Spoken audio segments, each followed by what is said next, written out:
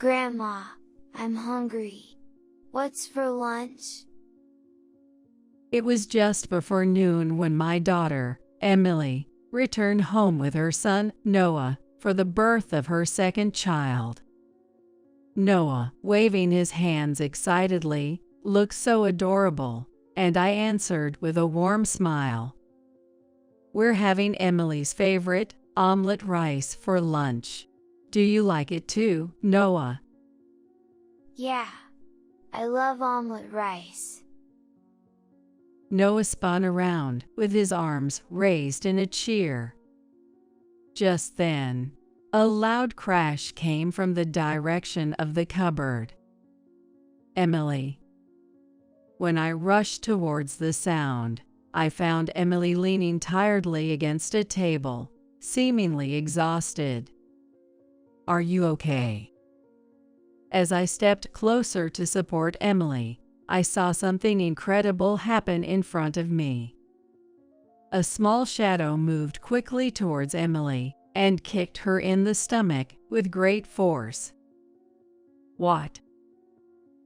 Cough, cough. Emily doubled over in pain, and the small shadow stood defiantly in front of her. Noah. Shockingly, the small shadow that had kicked Emily was Noah. I couldn't believe my eyes for a moment, and when I got back to myself, I told Noah off. Hey, Noah, what are you doing to your mom? Emily, are you okay? I immediately went to Emily's side and whispered to her. Yeah, I'm so sorry. I'm so sorry. I'm so sorry. For some reason, Emily kept apologizing desperately. Seeing the usually sweet and honest Noah kick his mother in the stomach was a massive shock to me. My husband, Jack, approached with a fierce look, having witnessed the whole scene. Noah, I'm not mad, but explain why you did that. Noah looked confused and said, What? It's discipline. Discipline. What does that mean? I am Kate Jones, supporting my husband, Jack, for 35 years, and this year, I finally reached my 60th birthday. We have one child, our 31-year-old daughter, Emily. I've dedicated my life to homemaking, focusing on household chores, and raising our child. Even though Jack worked, he always made time for Emily on weekends and before bedtime. Emily was the daughter we always wished for, and we showered her with all the love we could from the moment she was in the womb. Especially Jack, who had always wanted a daughter since we got married, lavished her with love. He gave her everything she wanted, from clothes and toys to snacks. And I later found out he had secretly taken her to arcades and shopping malls. Emily grew up honest and straightforward, without a rebellious phase, blooming like a sunflower with a bright and cheerful smile.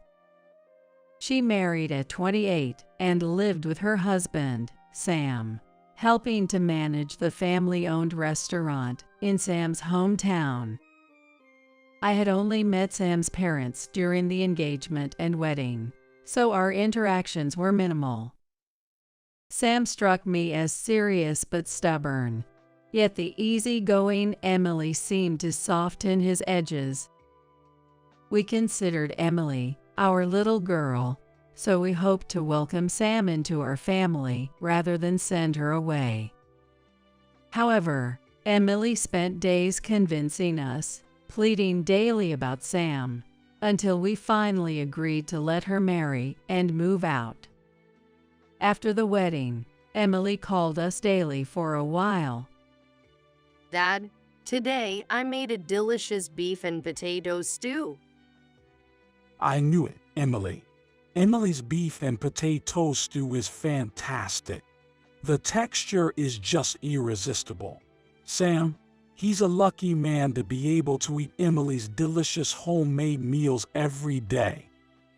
But those carefree exchanges didn't last long, as the calls became less frequent, from every other day to once a week, then to once a month. At first, Emily seemed overjoyed, but as the number of phone calls decreased, she began to waver, saying that the restaurant is busy. Even when Jack tried every trick to keep the conversation going, he ended up getting cut off. When I messaged Emily, it was rare to get an immediate reply, and sometimes I didn't get a response at all, which was worrying. The birth of our grandson, Noah, was also announced via message. However, it wasn't until Noah turned 1 that Jack and I begged her over and over again and got to see our long-awaited grandson. And after that they only visited our house once or twice a year. Even though we asked Emily to come back more often, her reluctance was puzzling, and before we knew it, Noah was old enough to start elementary school. Thus, we hardly heard about Emily and her family's situation, and had no clue about their lives. Jack tried calling several times but lamented that he could never get through.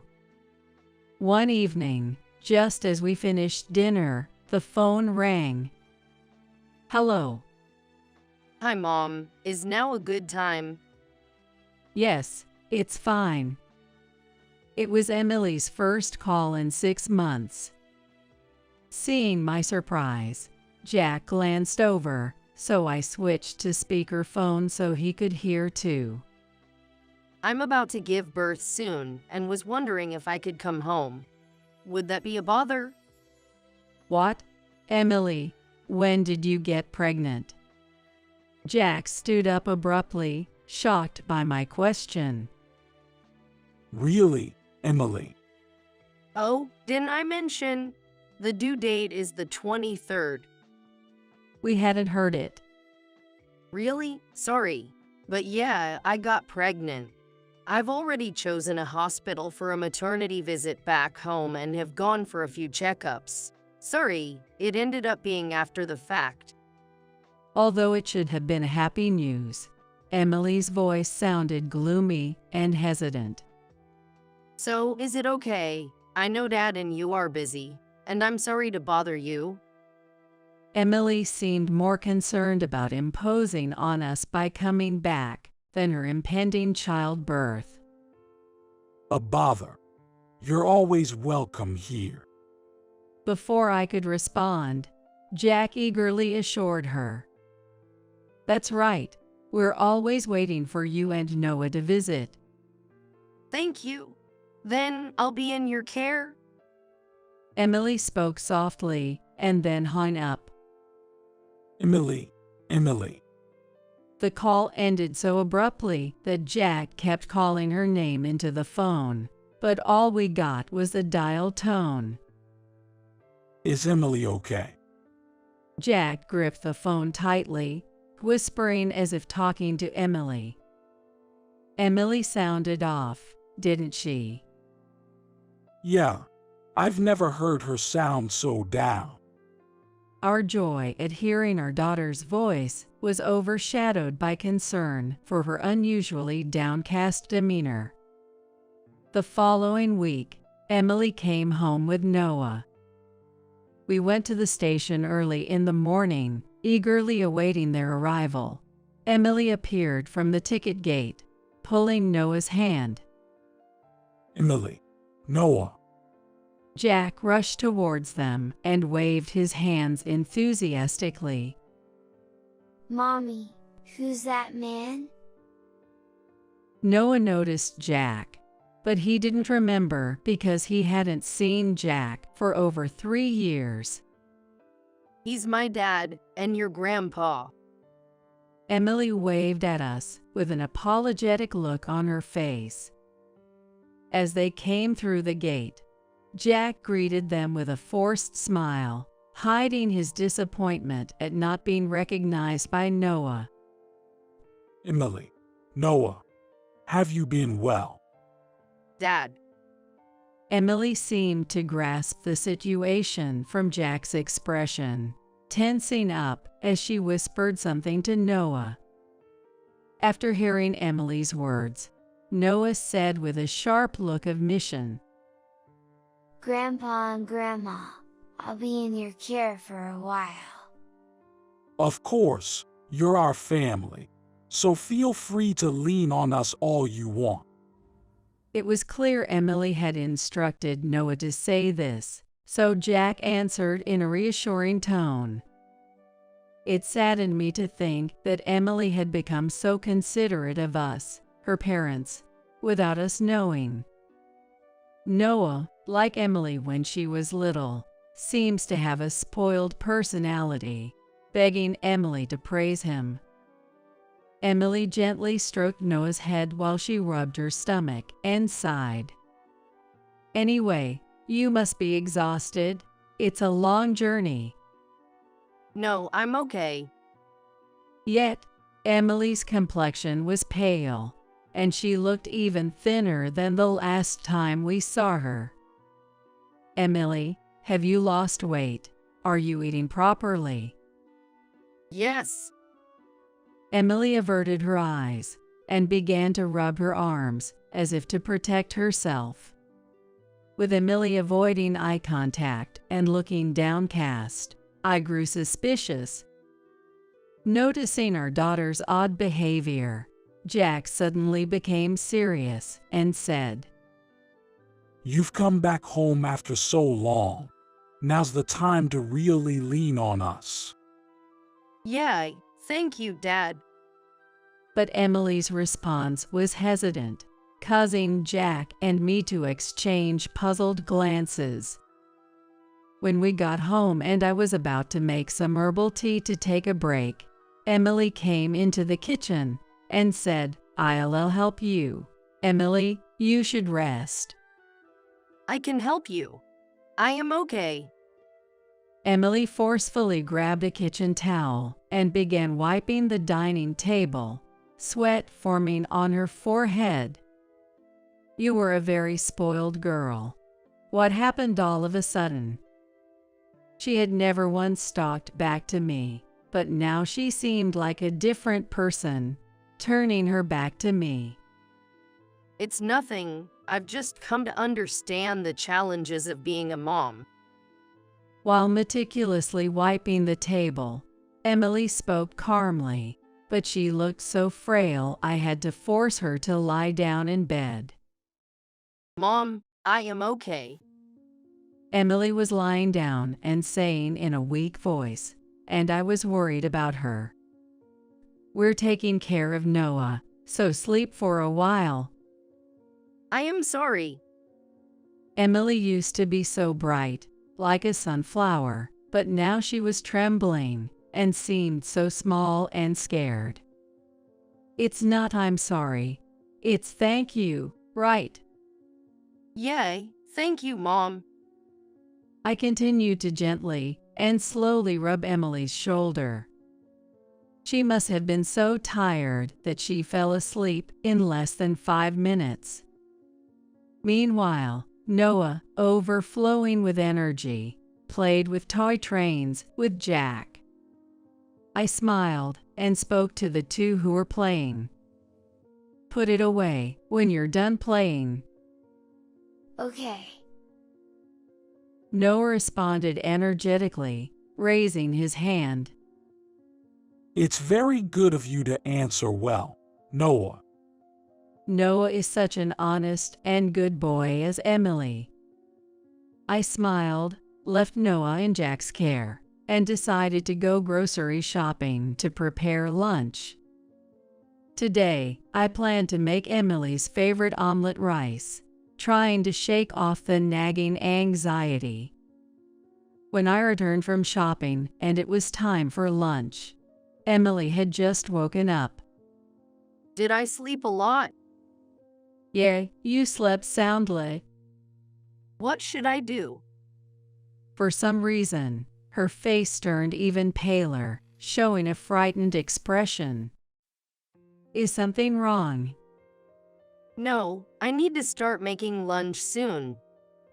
Without hearing me stop her, Emily went hauntingly to the cupboard.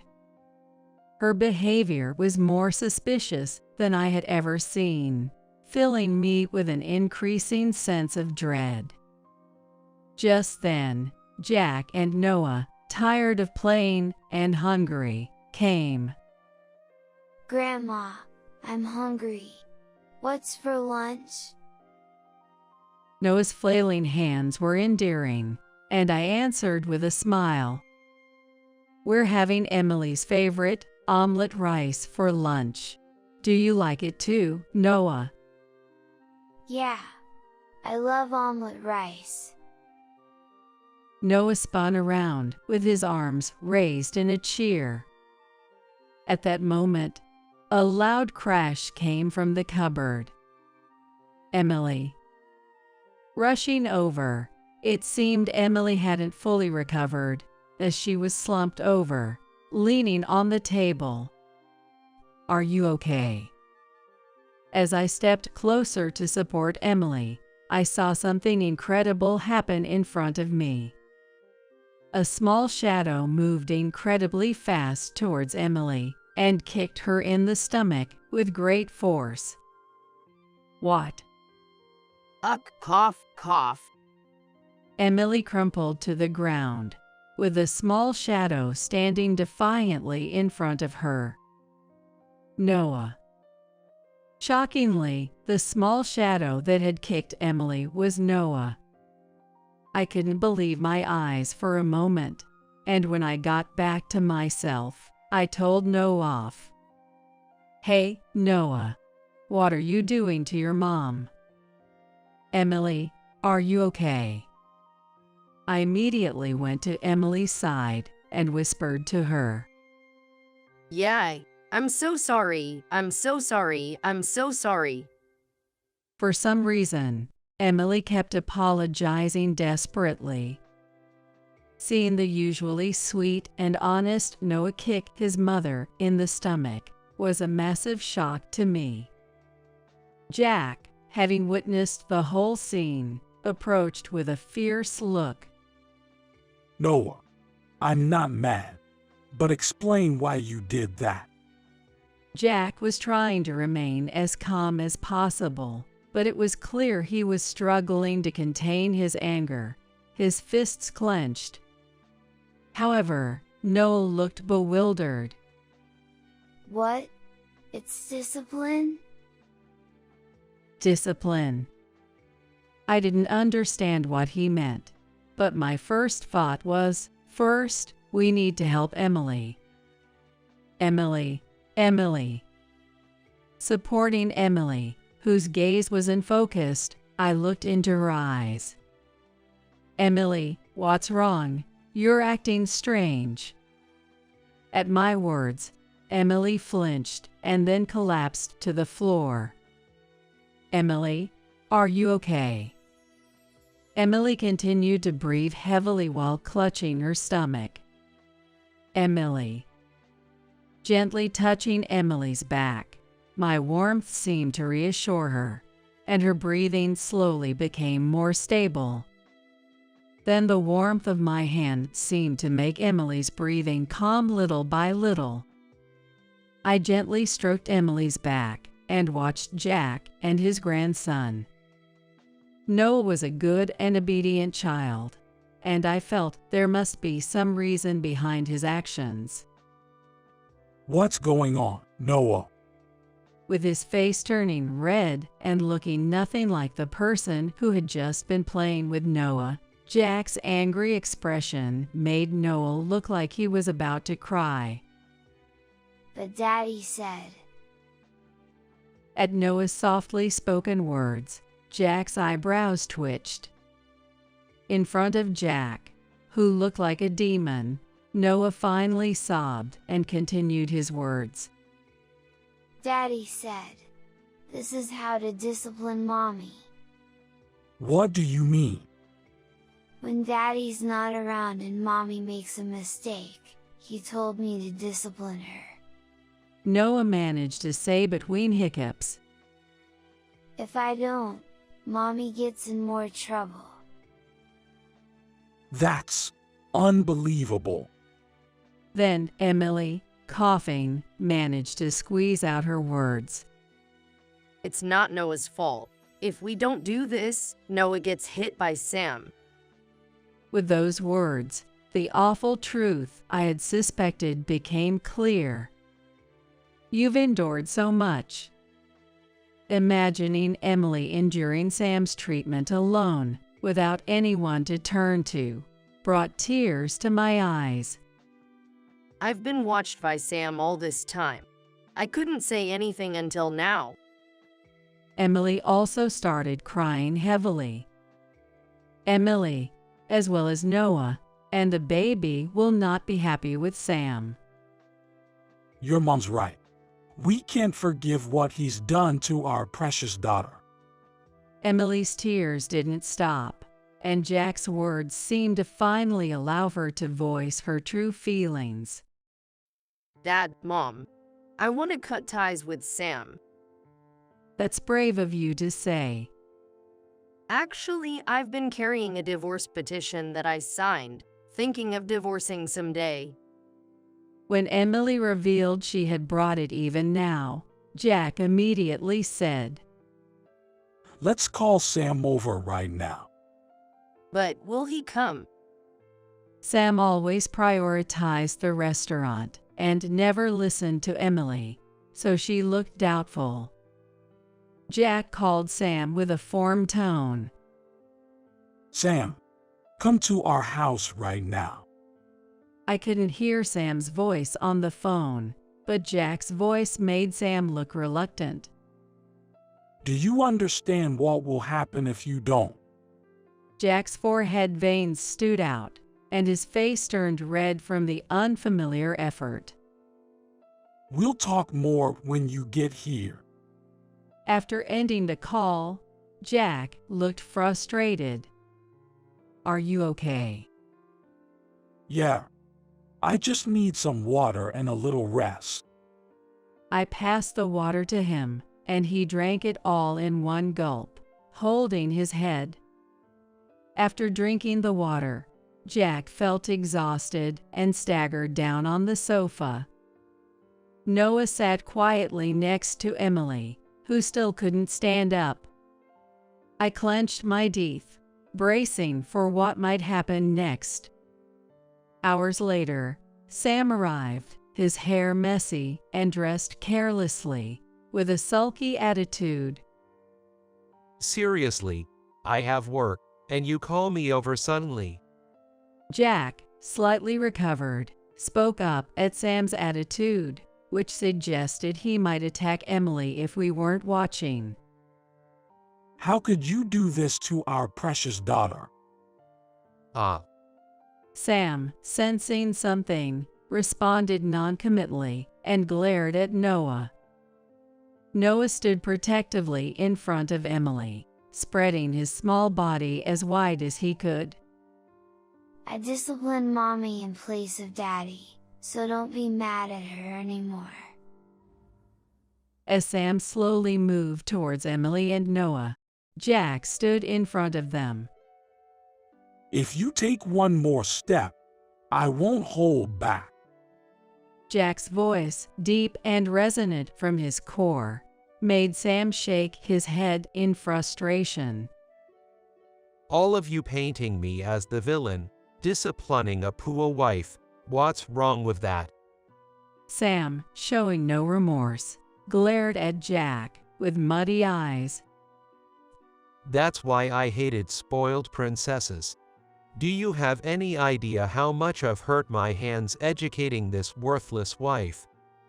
While revealing his abuse of Emily without a shred of guilt, Sam remained utterly unapologetic. Standing next to Jack, I couldn't contain my anger any longer and said, Emily is pregnant. What if something happened to the baby? Even if she weren't abusing your wife, is despicable. Despicable, huh? It's Emily who's really despicable here, being so careless with housework and parenting. Sam started, scratching his head and saying something outrageous. Lately, I've been letting Noah do the disciplining. Just like his mother, he's completely inept. He casually mentioned abusing Noah if he didn't discipline properly, then taking it out even more violently on Emily, as if discussing tomorrow's weather. That's absolutely unforgivable. Jack screamed, realizing the unimaginable hardships our dear daughter had been silently bearing. Am I really that bad? I was raised this way, and making a fuss about this seems ridiculous. Sam revealed, apparently, his parents were complicit in his treatment of Emily. Give me a break. It's ridiculous that I'm being blamed here. Sam bit back, showing no signs of remorse and acting as if he was the victim. You thought I was listening silently. Finally, Jack's patience snapped. He disappeared into another room and returned with several documents. I don't care what happens in your family, but you're getting divorced from Emily. I thrust a sheet of paper at Sam. Sam looked at the document, raising his eyebrows slightly. The document Jack pushed towards him was the divorce petition signed by Emily. Before Sam arrived, Jack had taken custody of the divorce papers from Emily. Fine, I don't mind divorcing Emily. Sam quickly signed the divorce papers and handed them back to Jack. Jack secured the signed divorce petition and prepared more documents. Additionally, considering Emily will need support, I want back all the money I invested in your parents' restaurant. With that, he handed over another document, causing Sam to gasp and collapse to the ground. The second document was a financial support agreement signed by Jack. The document stated the total amount of money that Jack had helped so far, and that he might have to make a lump sum repayment depending on his wishes. Since Jack is the executive of a large company, he has given considerable support to Sam's parents' restaurant, which amounts to $100,000. Sam finally spoke after a moment of slumping on his back.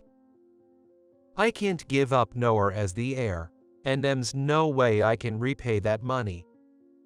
There's no way we'd let you off that easy. Do you have no compassion? I'm the man your precious daughter loved. I supported Jack because Sam was so selfish. After agreeing so readily to divorce Emily, you expect compassion and love. What? You don't care what happens to me, Emily? Sam desperately looked to Emily for support, turning his anger towards her. But protected by us, Emily confidently replied, I don't care what happens to you. As long as I have Noah and the baby, I'll be happy. So that's how it is.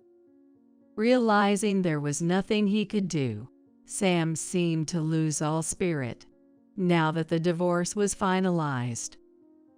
Following the divorce, Sam's parents' restaurant, having lost Jack's financial support, faced severe financial difficulties.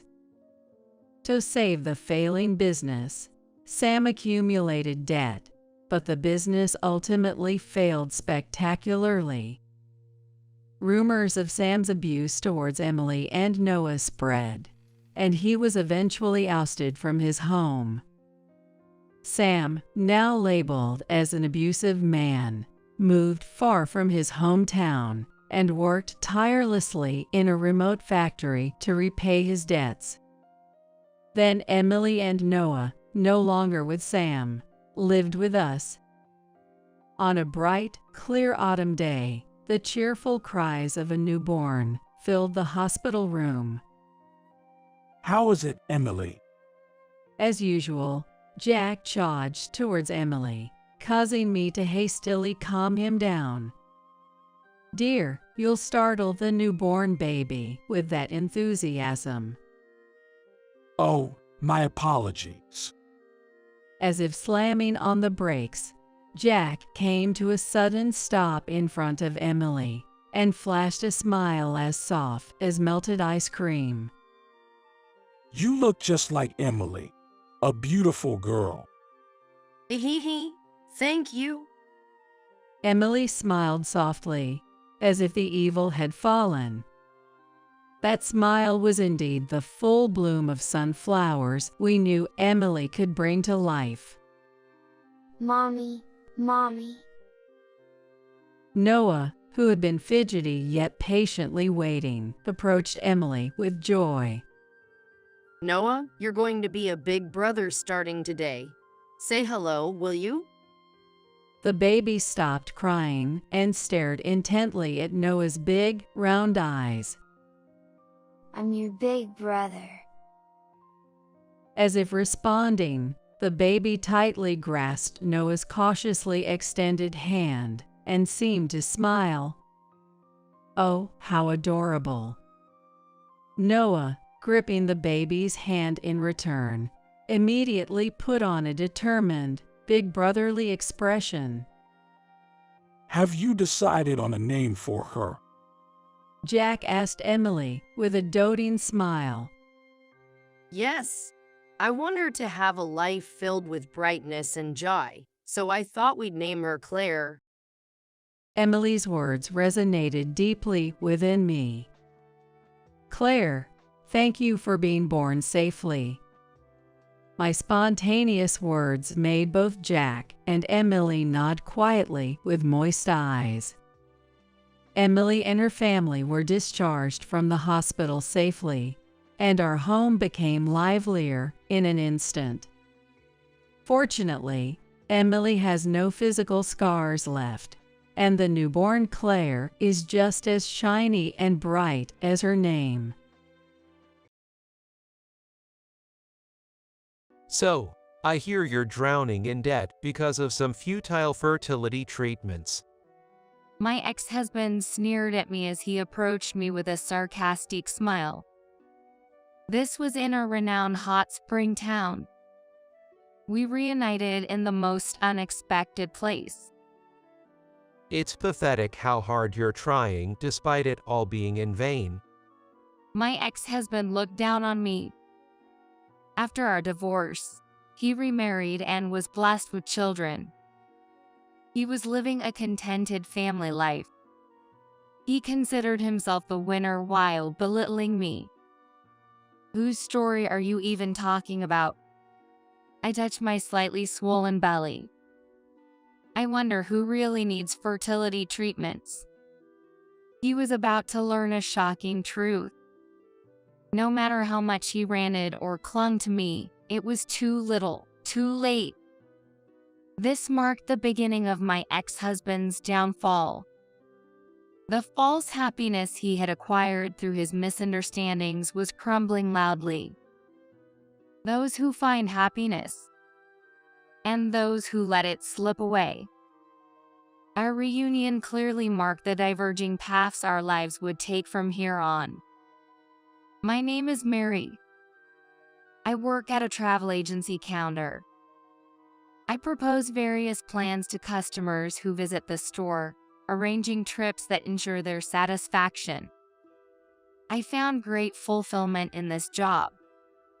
I married Mike after a workplace romance. He joined as the new manager at the branch where I worked, always approaching me with a gentle smile and a calm demeanor. During the busy seasons like summer break, we worked late together.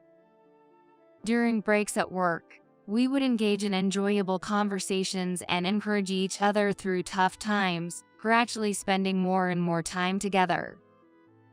Eventually, we became conscious of each other, started dating, and got married.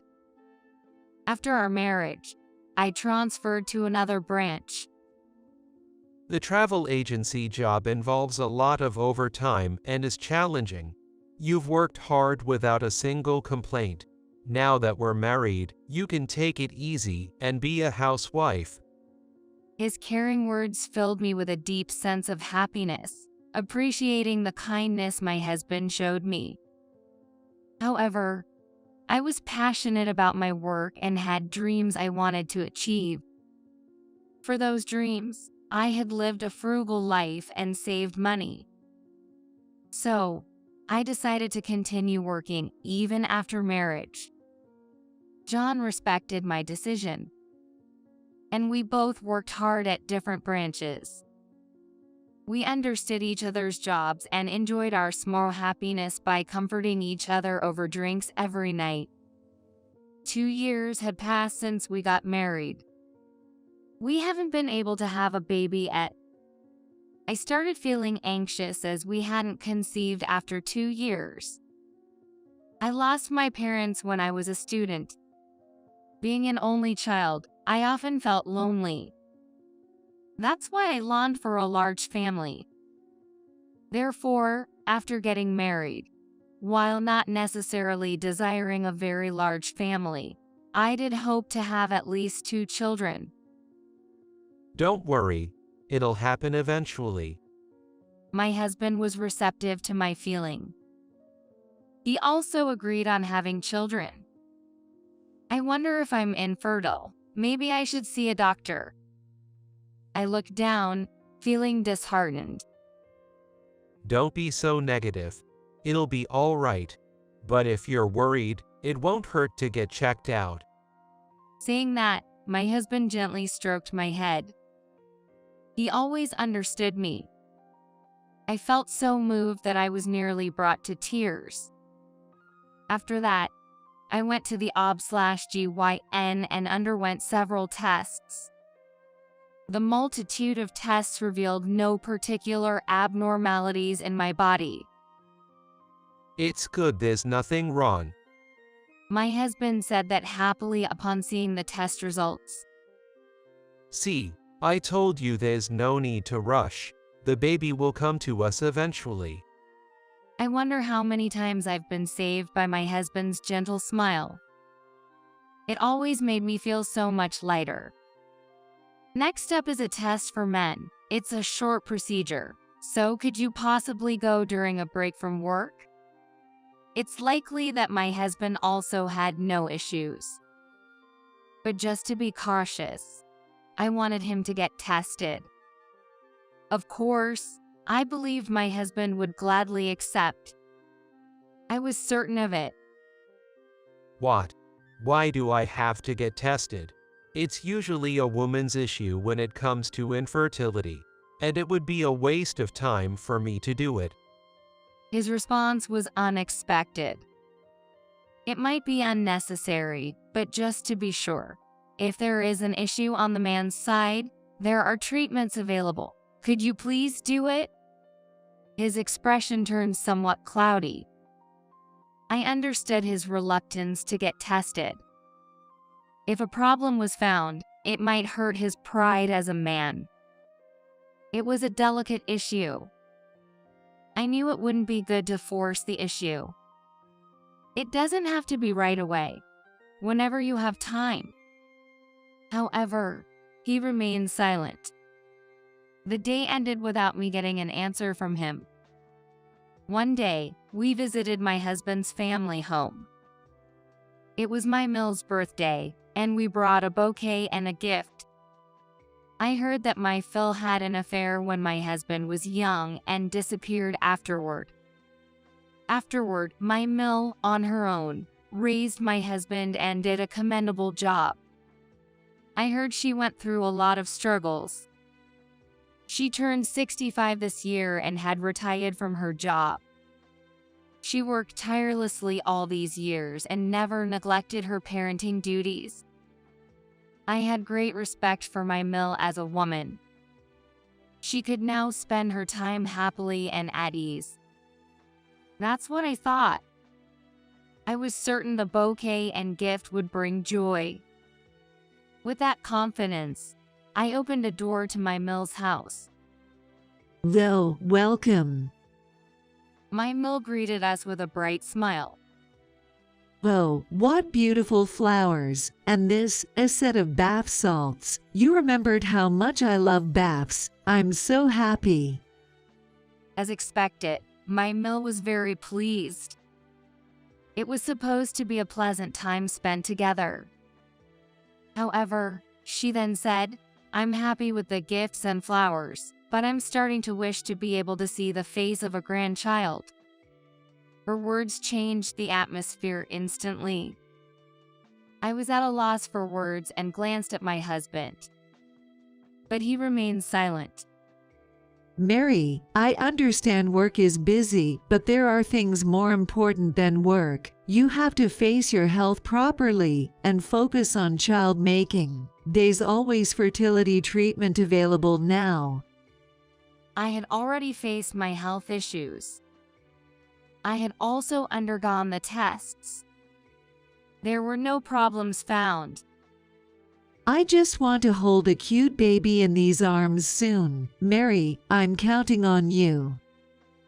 My Mill was also the same. Why is infertility always presumed to be a woman's issue? Why doesn't she say anything to my husband? Yes. I couldn't argue. I was afraid that arguing would create a rift between my Mill and me. I wanted my husband to explain it properly, but he remained silent the whole time. It felt as though everyone assumed the reason we couldn't have children was entirely my fault. I'm hoping you'll have a baby in your belly by my next birthday. Those words weighed heavily on me. Setting a deadline only made me feel more anxious. I tried to tell myself not to worry, but her words echoed in my mind. I couldn't remember anything about the conversation that followed. As the evening came, we left my Mill's home. On our way back, we walked shoulder to shoulder in silence. Our long shadows were cast by the setting sun. I kept looking at those shadows. My husband's shadow marched straight ahead. What was he thinking? How did he take his mother's words today? I wanted to ask, but couldn't bring myself to do it. No, I was afraid to ask about it. I was scared of feeling despair from my husband's words again. We returned home without speaking. I'm starving. Let's have dinner quickly. He said that, acting as if nothing had happened. He probably planned to end the day without addressing my feelings. I decided to speak up boldly. Hey, John, about what your mom said today. He turned to me with his usual smile. What about it? Was that smile just for show? She said she wanted grandchildren. I looked straight at him. Yo, but if it's not happening, we just have to wait, right? No, that's not what I wanted to say. She told me to think about my body over work and to undergo fertility treatments. But I have faced the issue and got tested, and there were no problems found. His expression slowly changed. Why didn't you say anything at the time? It feels like it's all my fault. But it's not me who isn't facing the issue. It's you, John, isn't it? I didn't intend to say it like that. But once I started, the words just wouldn't stop. All my pent-up frustration erupted. What the hell? Always about the tests. I've told you, infertility is a woman's issue. And what mom said wasn't wrong. It's not my fault. He got angry, his face turning red. He wasn't the husband I knew. I know it's not your fault, John. It's wrong to blame anyone for infertility. but I just want to move forward. To do that, we need to start with the tests, whether it's for treatment or not. No matter how much we argued, we couldn't accept each other's viewpoints, and it remained a stalemate. This is too much hassle. I'm hungry. I'm going out to eat. With those words, my husband left the house. I was left alone in the quiet room. Suddenly, I felt all the strength drain from my body, and I slumped onto the sofa. The image of my husband yelling kept flashing back in my mind. Was it my fault? I didn't mean to upset my gentle husband. This wasn't what I intended. I just wanted him to understand. I wanted us to work together towards our future. The testing was for that purpose. I couldn't stop my tears. In the quiet room, only the sound of my sobbing echoed. The next morning, my husband returned home in silence. You said you were going out to eat. Where did you spend the night? I was worried. He didn't seem to listen to me. It doesn't matter. That was all he said before leaving for work. It was our first major fight. These things happen. I hoped he would be in a better mood by evening. Thinking this, I too headed to work. I kept sighing all morning. However, my husband's mood didn't improve for days. He started leaving home earlier and coming back later than before. On weekends, he would go out without a word and return when I was asleep. The time we spent together as a couple had drastically reduced. It felt like he was avoiding me. I no longer knew how to interact with him. Eventually, this silent coexistence became our new normal. I couldn't even remember the times when we cherished being together. What had driven us to this point? Was suggesting the test really so wrong? And finally, my husband stopped coming home. You've been away a lot recently. Where do you stay? He had started to have conversations with his back turned to me. I'm busy with work and always miss the last train, so I stay at a business hotel near my office.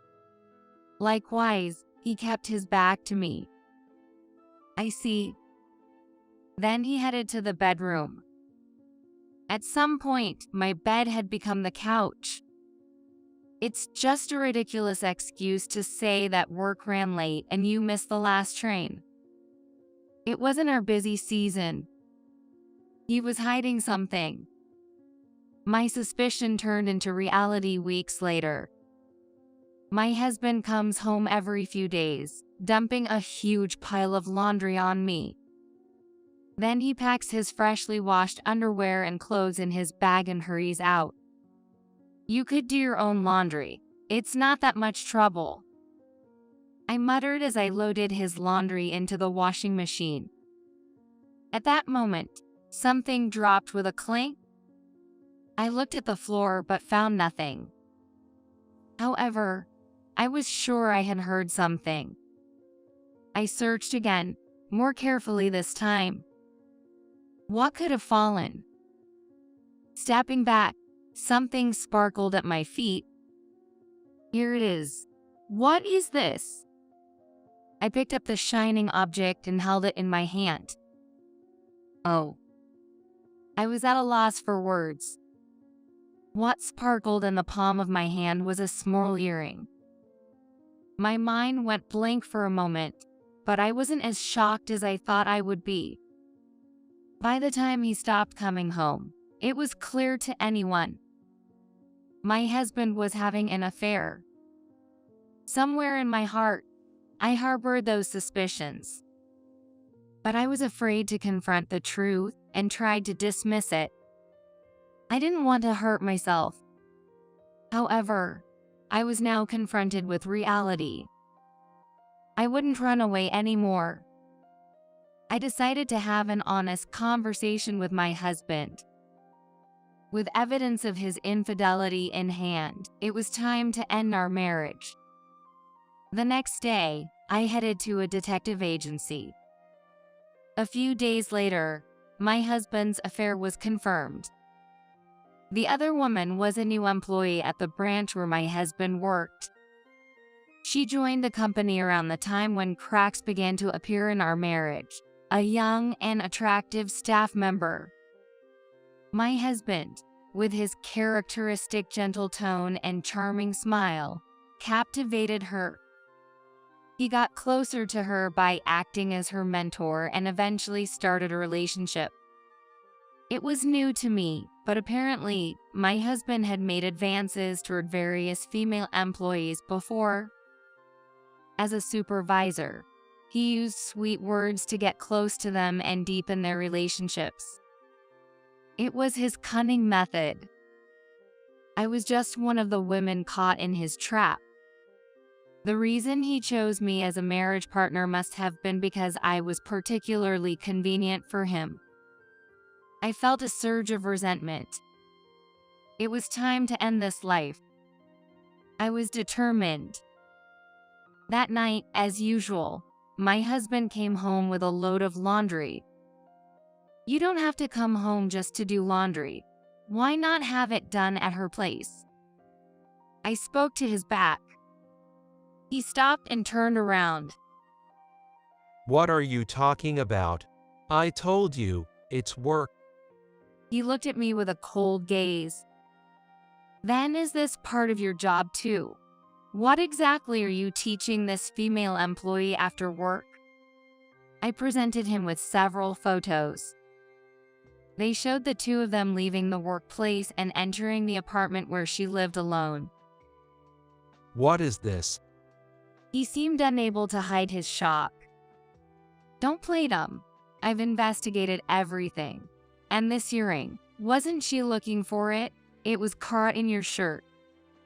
He froze, looking at the earring in my hand. I never thought you could be such a person with terrible habits towards women. Let's end this. Now you can openly date this woman. I said this and handed him the divorce papers.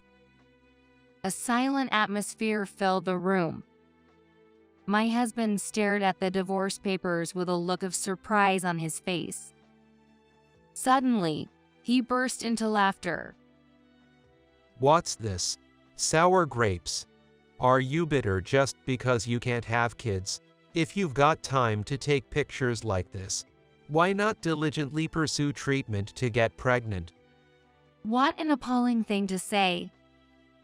Who's really being bitter here? I struggled to contain my rising anger. Divorce. I've been wanting that too.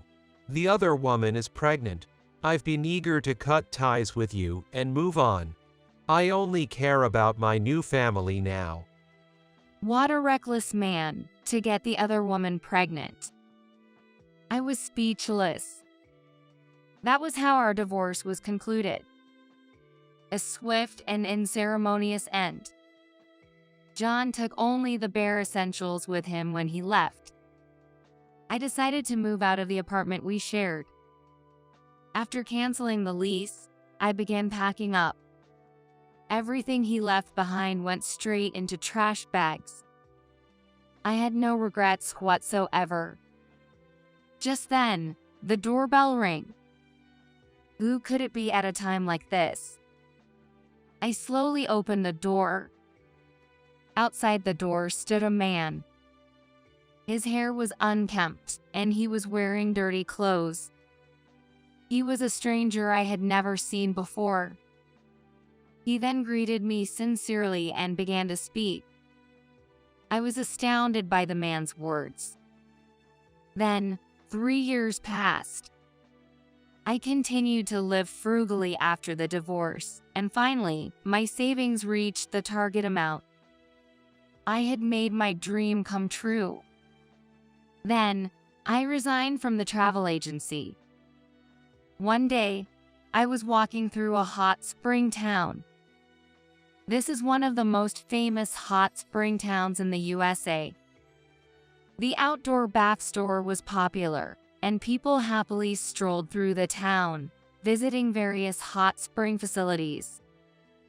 Recently, new sweet shops and cafes have opened, becoming popular among young people. I love this vibrant hot spring town and have moved nearby. Enjoying a stroll in the pleasant weather, I suddenly heard a familiar voice call my name from behind. Who could it be? I was shocked and lost for words at the sight that met my eyes when I turned around. It was my ex-husband, whom I had parted ways with 3 years ago. Didn't think we'd run into each other here. On a solo hot spring trip. How miserable. My ex-husband was wearing work clothes. He was sporting a stubbly beard, and his hair was unkempt. I wondered if he had quit the travel agency. I never imagined we would meet here. My pleasant walk was completely spoiled. So, I hear you're drowning in debt because of those futile fertility treatments. John approached me with a sarcastic grin. All that effort for nothing. How sad. He scoffed, clearly looking down on me. He probably wanted to show off to me that he had children with his new wife and was living happily. He seemed to think of himself as the winner and looked down on me. Who are you talking about? I gave John a cold stare. I heard from the landlord of our old apartment. You've gotten yourself into debt, haven't you?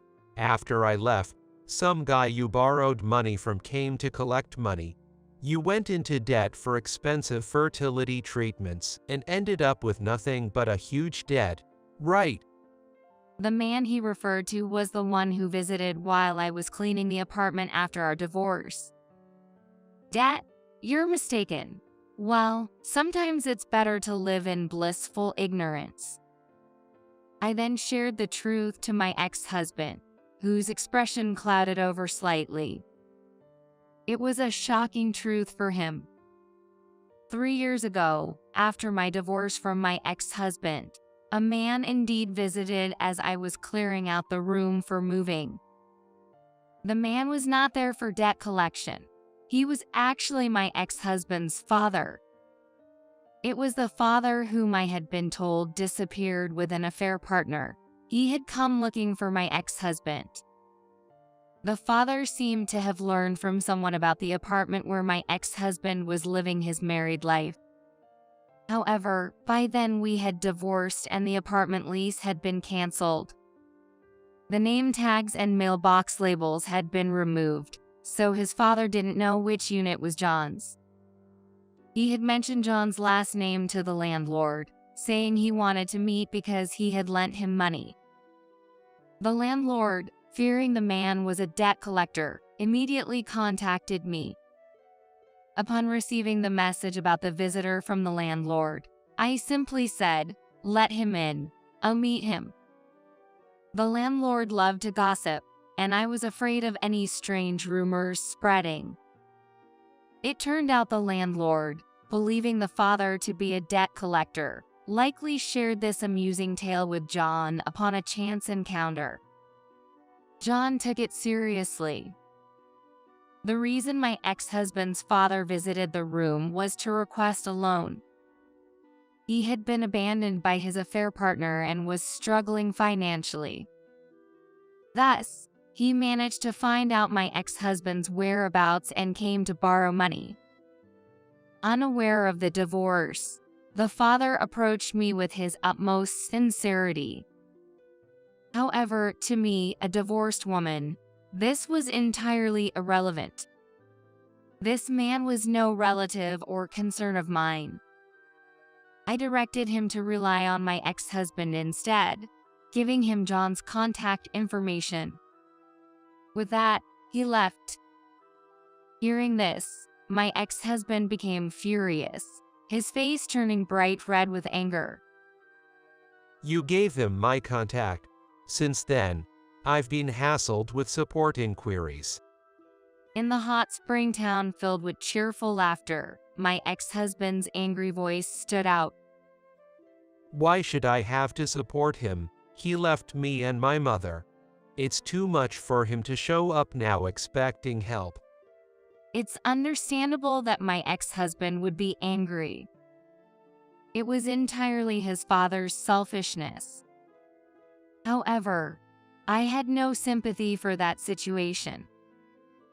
Then my wife said she couldn't deal with such a troublesome Phil and talked about getting a divorce.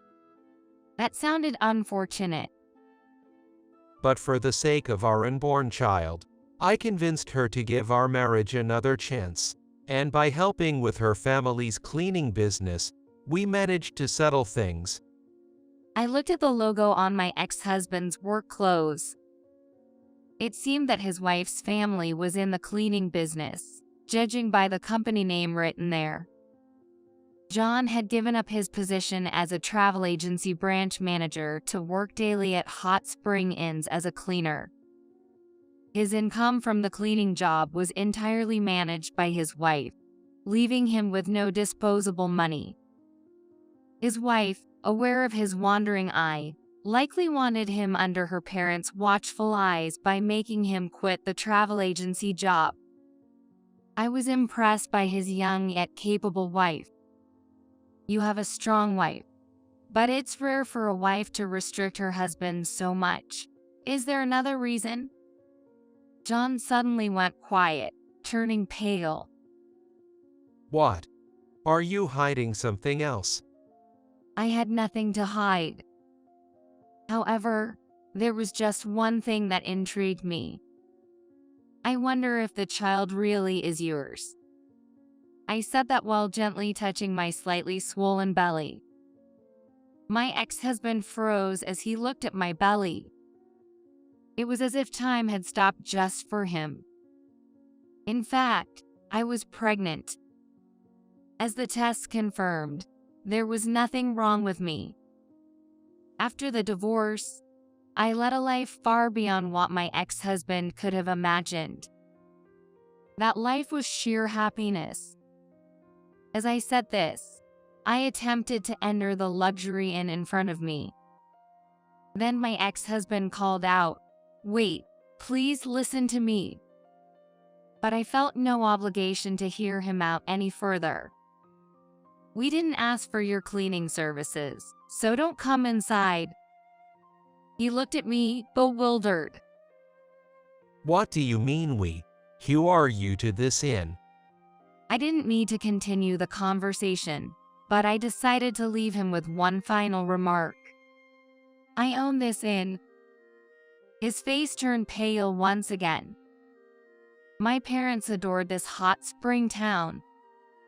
When I was young, our family often stayed at a small inn in this hot spring town. That inn, filled with our memories, became very old and neglected, overshadowed by the newer, larger inns surrounding it. Eventually, it faced financial difficulties and nearly closed. My dream was to purchase and revive this inn. I saved most of my earnings from the travel agency, and with frugality, I reached my savings goal. I bought the inn with my inheritance and savings, renovated it, and reopened it. Using my experience from the travel agency, I created a welcoming place for everyone, young and old, men and women alike. The reputation of the inn spread rapidly. The inn quickly gained an excellent reputation and now ranks among luxury establishments, with my net worth reaching approximately $130 million. Particularly well received at the inn was the food. Menus were carefully crafted for each guest, with meals provided accordingly. Many guests returned specifically for the dining experience. The dishes reflected the dedication of the chef, who spared no effort in catering to the guests. I empathized with the chef's caring nature, and we were drawn to each other. And so, I had a remarriage by getting married with him. Shortly after our marriage, I became pregnant. I no longer had any conversation with my ex-husband. I turned my back on him. Please, wait. He probably only wanted to stop me for money. To me, my ex-husband was then a stranger. I owe him nothing. I have nothing more to say to you. Never appear before me again. I said that dismissively and entered the inn. Nevertheless, he tried to follow me into the inn, but was stopped by the staff and expelled outside. His voice calling my name faded away and eventually disappeared. Our unexpected reunion marked a turning point in our respective lives. Weeks later, I received a letter at the inn addressed to me. I was surprised when I saw the sender's name. It was my ex-husband.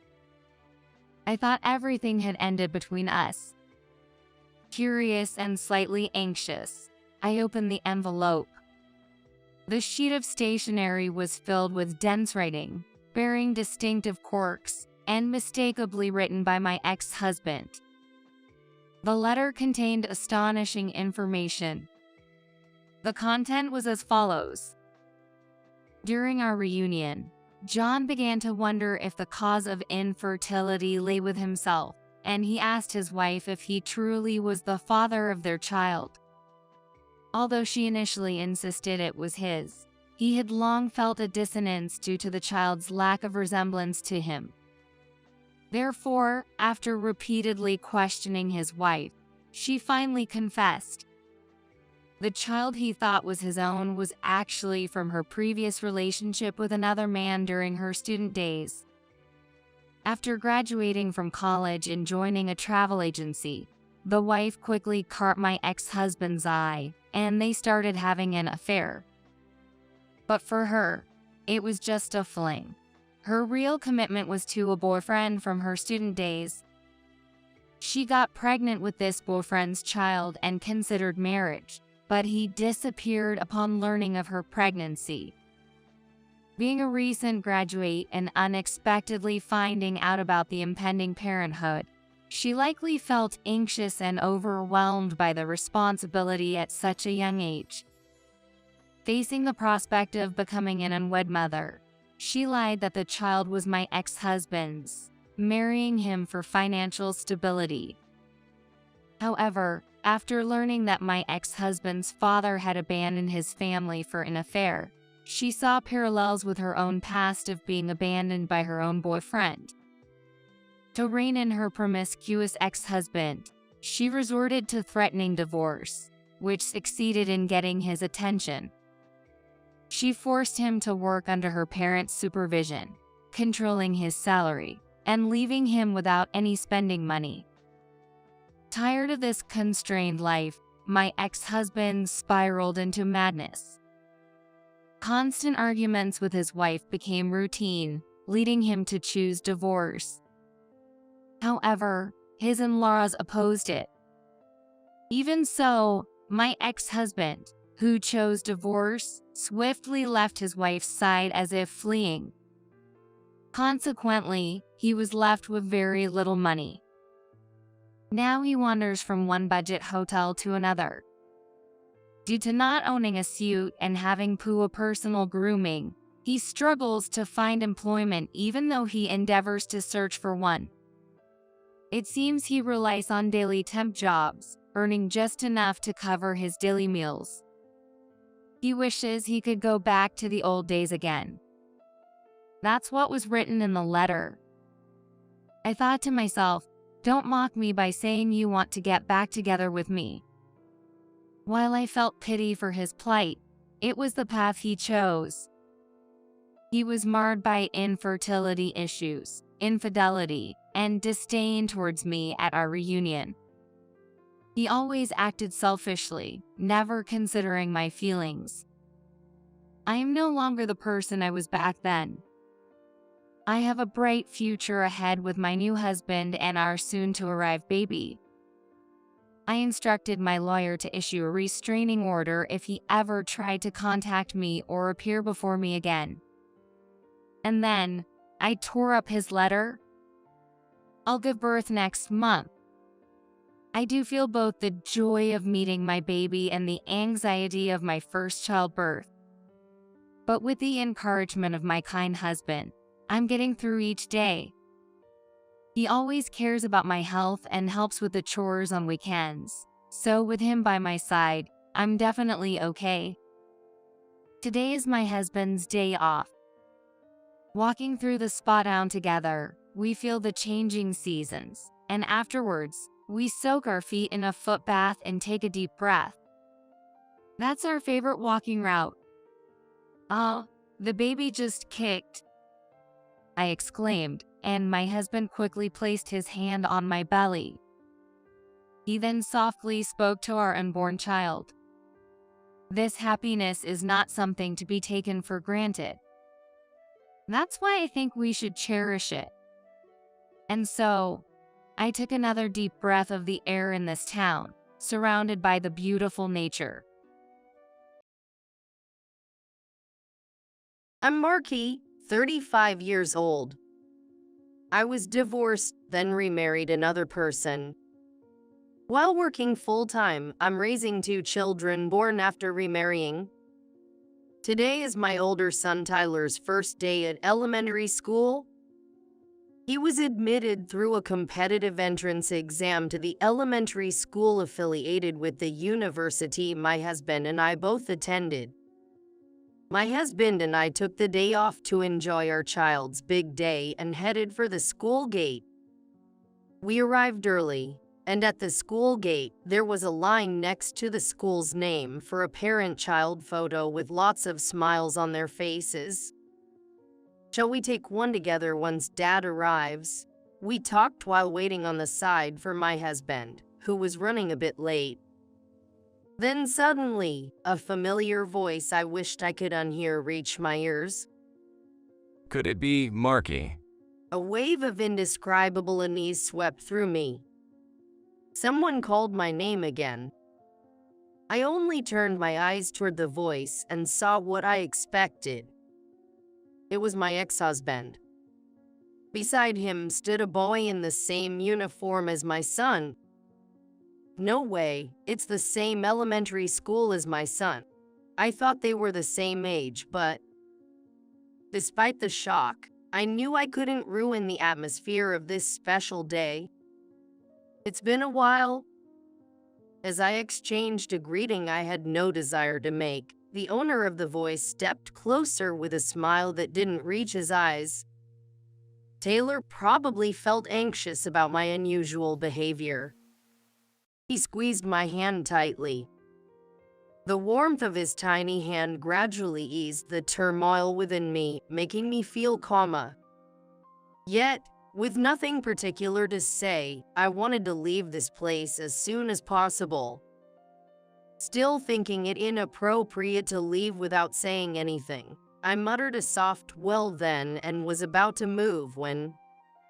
What? Trying to run away? After all this time, we had finally seen each other. Unfortunately, it seemed the other side had no intention of letting the moment pass. In the corner of my diverted gaze, I saw my ex-husband looking amused, and beside him, a boy looking on curiously. Then I heard the clacking of heels in the distance. Wait, is that your ex-wife? What? A kid? A kid here? Meeting like this? How funny. Behind my ex-husband, a woman I didn't want to see, Imelda, appeared.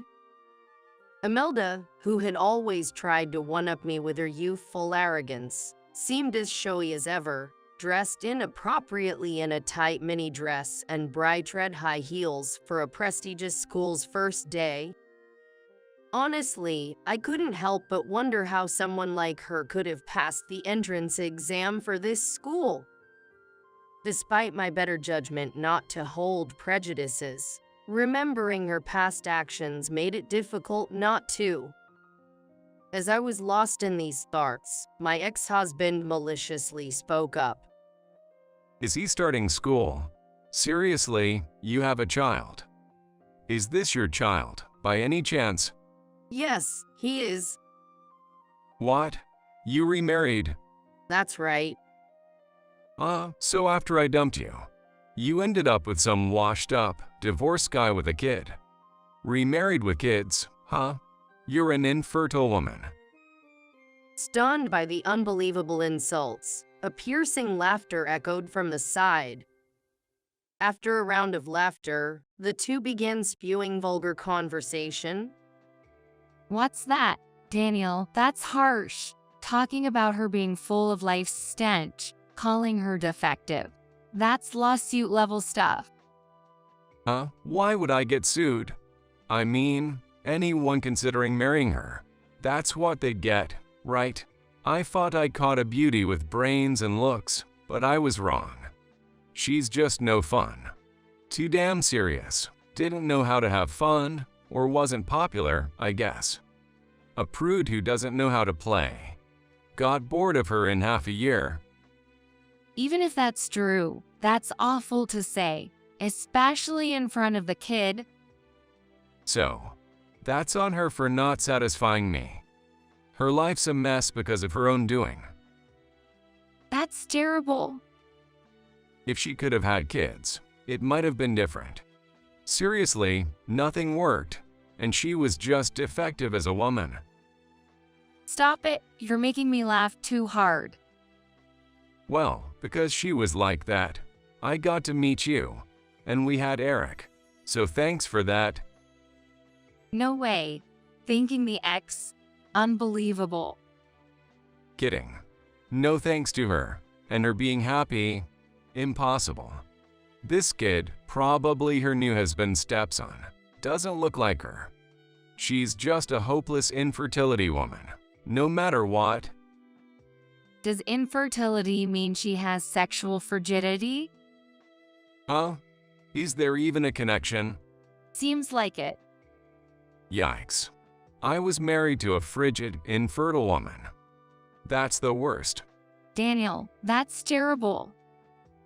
Well, but now I have you, who's super sensitive, right? Stop it.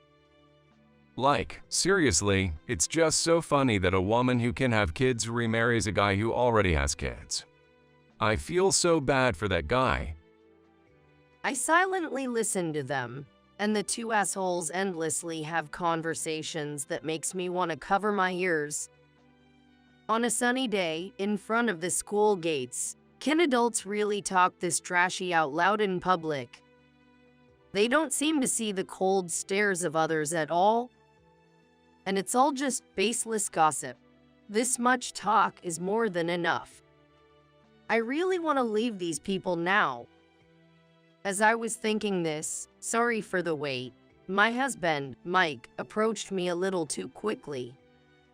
I deliberately raised my voice to address the ex-couple still engaged in their crude and unproductive conversation. Hey, can I have a moment? Help, what? We might see each other again in the future. Let me introduce you to my husband. The two turned their gaze towards me, catching sight of my tall husband standing by my side. Instantly, the ex-husband's eyes widened, and his face stiffened in shock. Oblivious to this, Imelda next to him gasped in surprise for a different reason. Wait, what? Your husband is super handsome. Wow. Ignoring them, Mike briefly glanced at a kid boy in a uniform between them before politely greeting. Good morning. I'm Mike. Congratulations to us both on our kids' enrollment. If there's anything in the future, I hope we can support each other. He then gently put down our younger daughter and held out his hand. Following his lead, the two shook hands lightly with him in an awkward motion. Our daughter, now on the ground, joyfully hugged her brother standing close by. He smiled happily and, with the hand not holding mine, tenderly grasped his sister's tiny hand. And who is this? Our younger daughter. She's starting preschool this spring. You have 2 kids? Yes, both are truly mine, born and raised. They're incredibly close and adorable siblings. I noticed Mike looking at me with a gentle gaze. Shall we take a photo and head inside? Yes, let's go. Excuse us? With a brief nod to the still-dazed ex-couple, our family of 4 headed towards the school gate.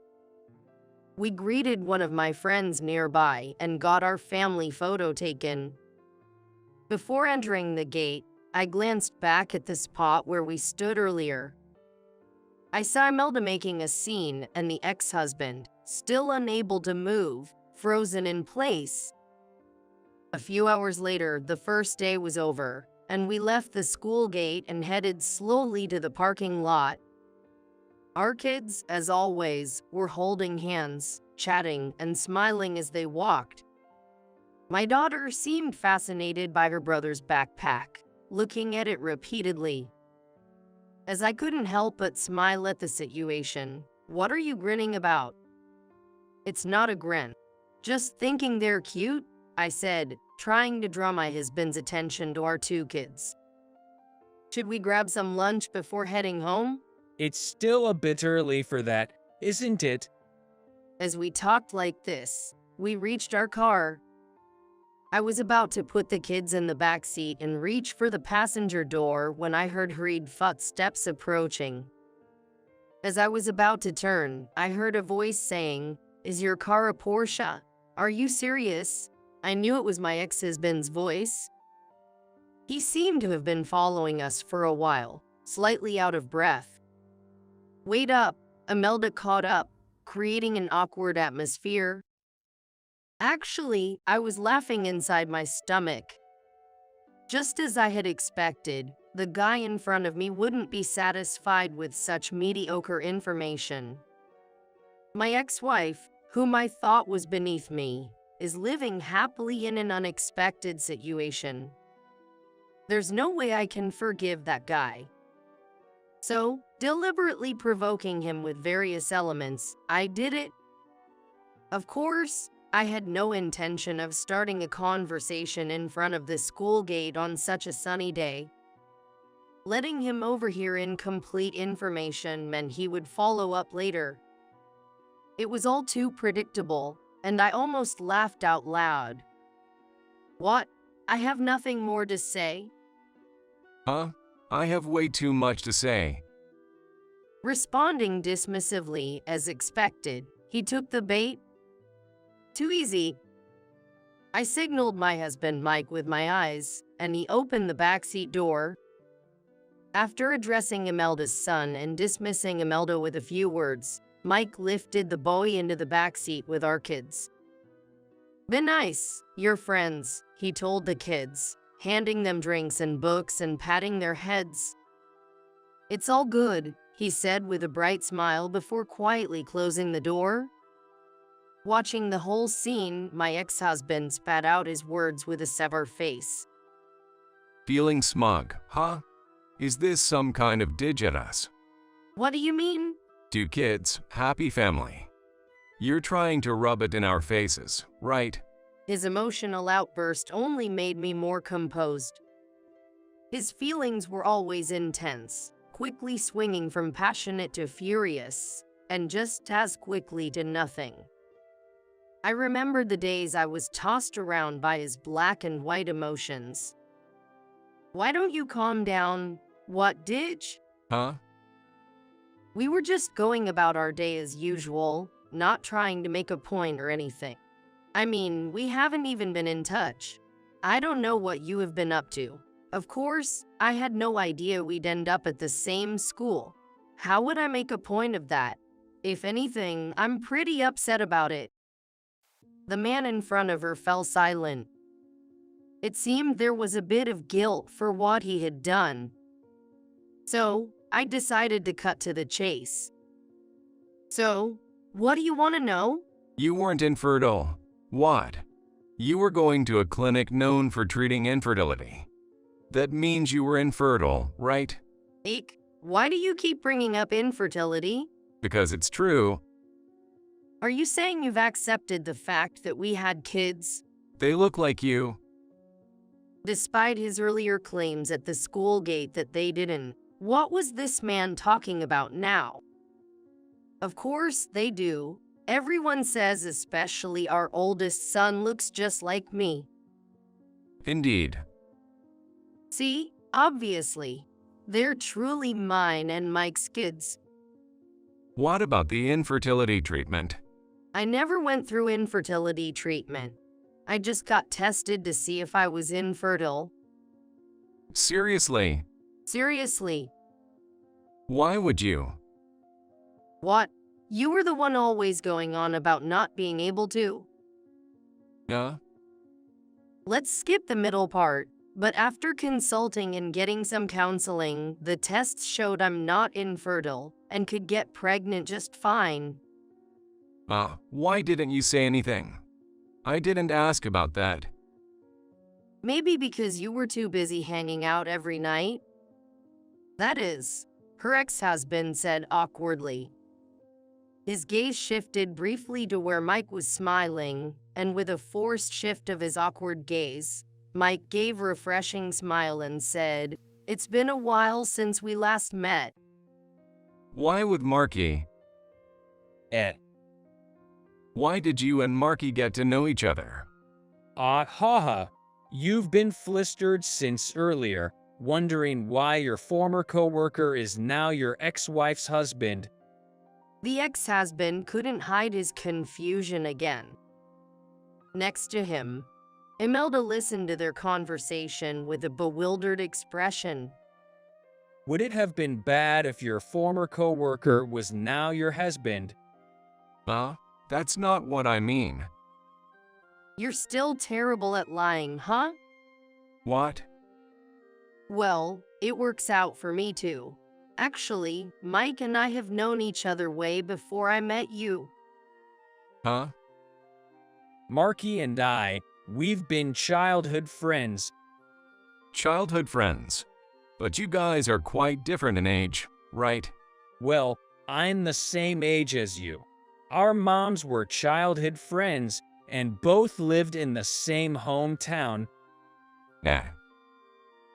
If the moms are close, naturally, the kids end up playing together, right? I've known Marky since she was born. We've been childhood friends for a long time. Of course, we didn't see each other much after I started working. I didn't know that. I didn't expect Marky's ex-husband to be you either. I was surprised when I saw you near my parents' house. You saw me.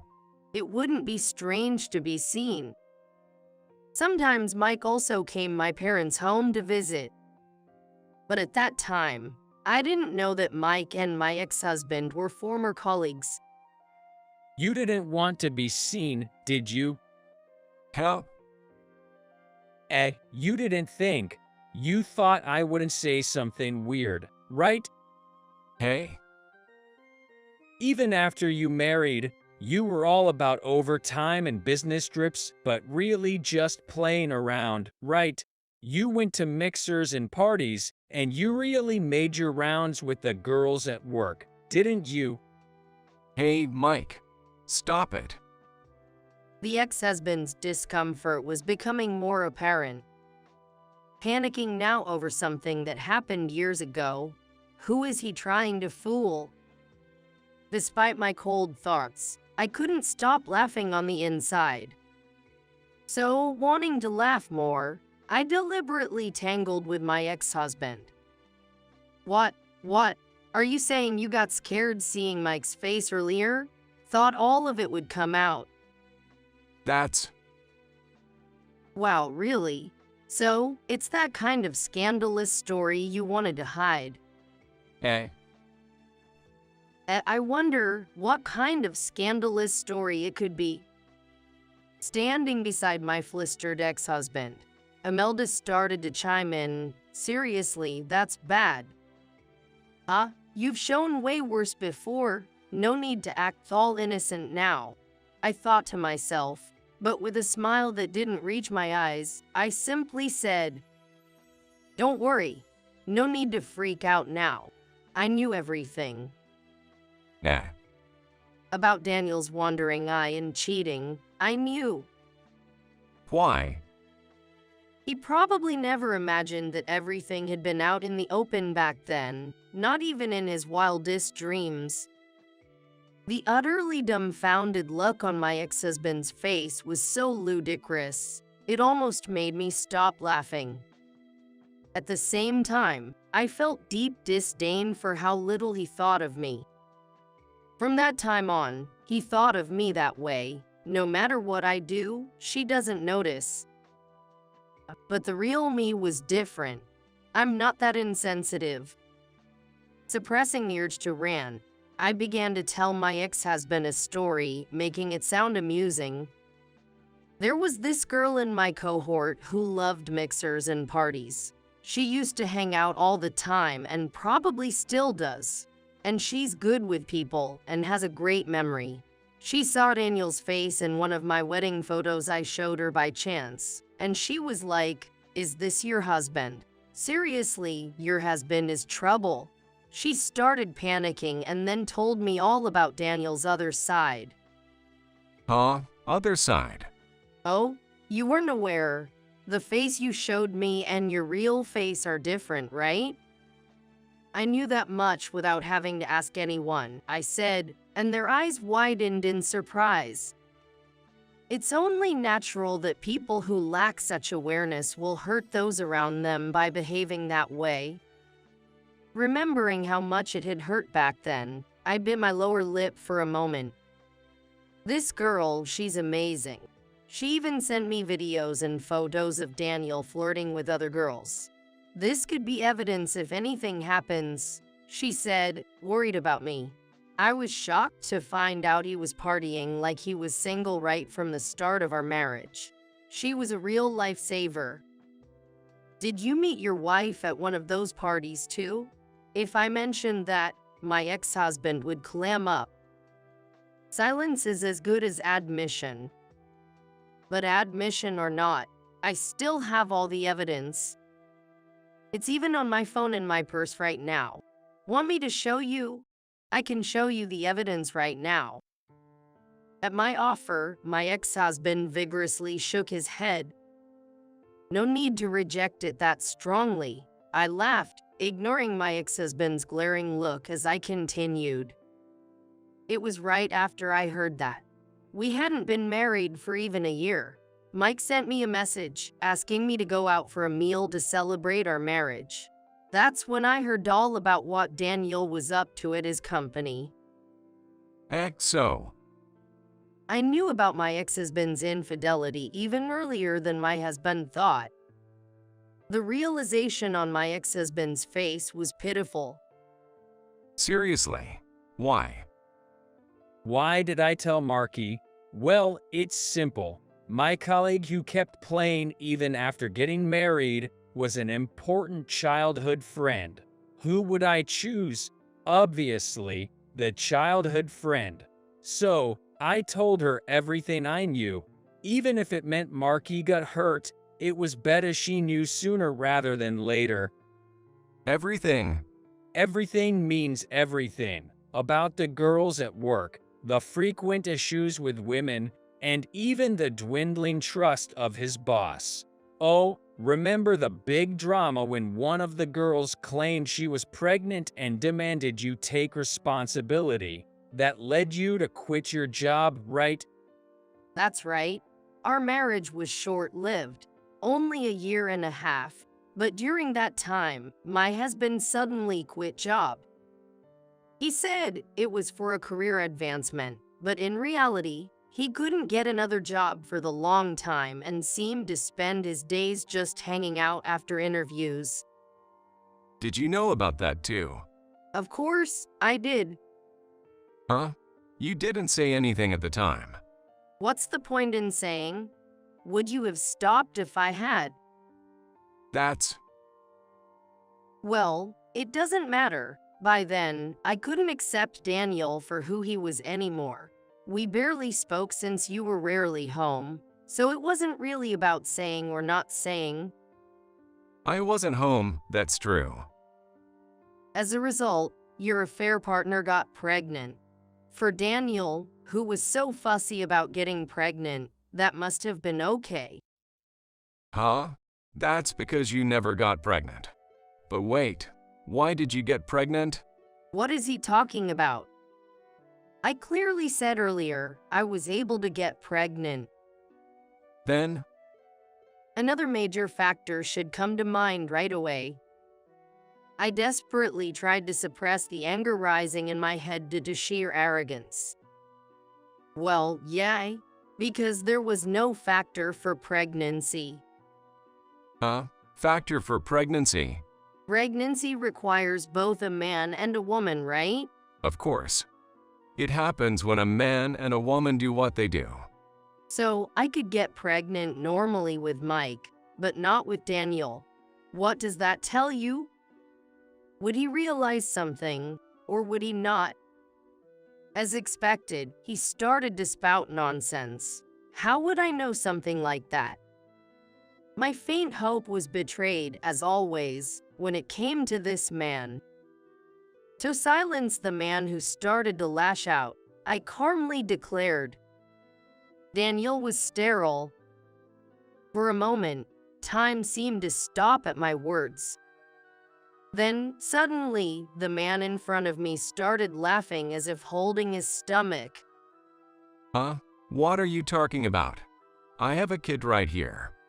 If I didn't have the seed, this boy wouldn't exist, would he? His exasperated laughter was as if to say, "Are you out of your mind? Then maybe you should take a look at your wife's face." Hell, Look at your wife's face. All eyes shifted. Ahead stood Imelda, her face drained of color, flashy in appearance. Her beautifully manicured fingertips were trembling ever so slightly. She was desperately trying to hide her expression from her husband. It's clearly odd, yet even seeing her like that, the husband didn't seem to catch on. "You okay? You look pale." Yeah. Her barely audible reply inevitably came back to me. hey, it's because you said something weird. She's freaking out. Well, of course, she'd be shaking. Something she's hidden for years might come out.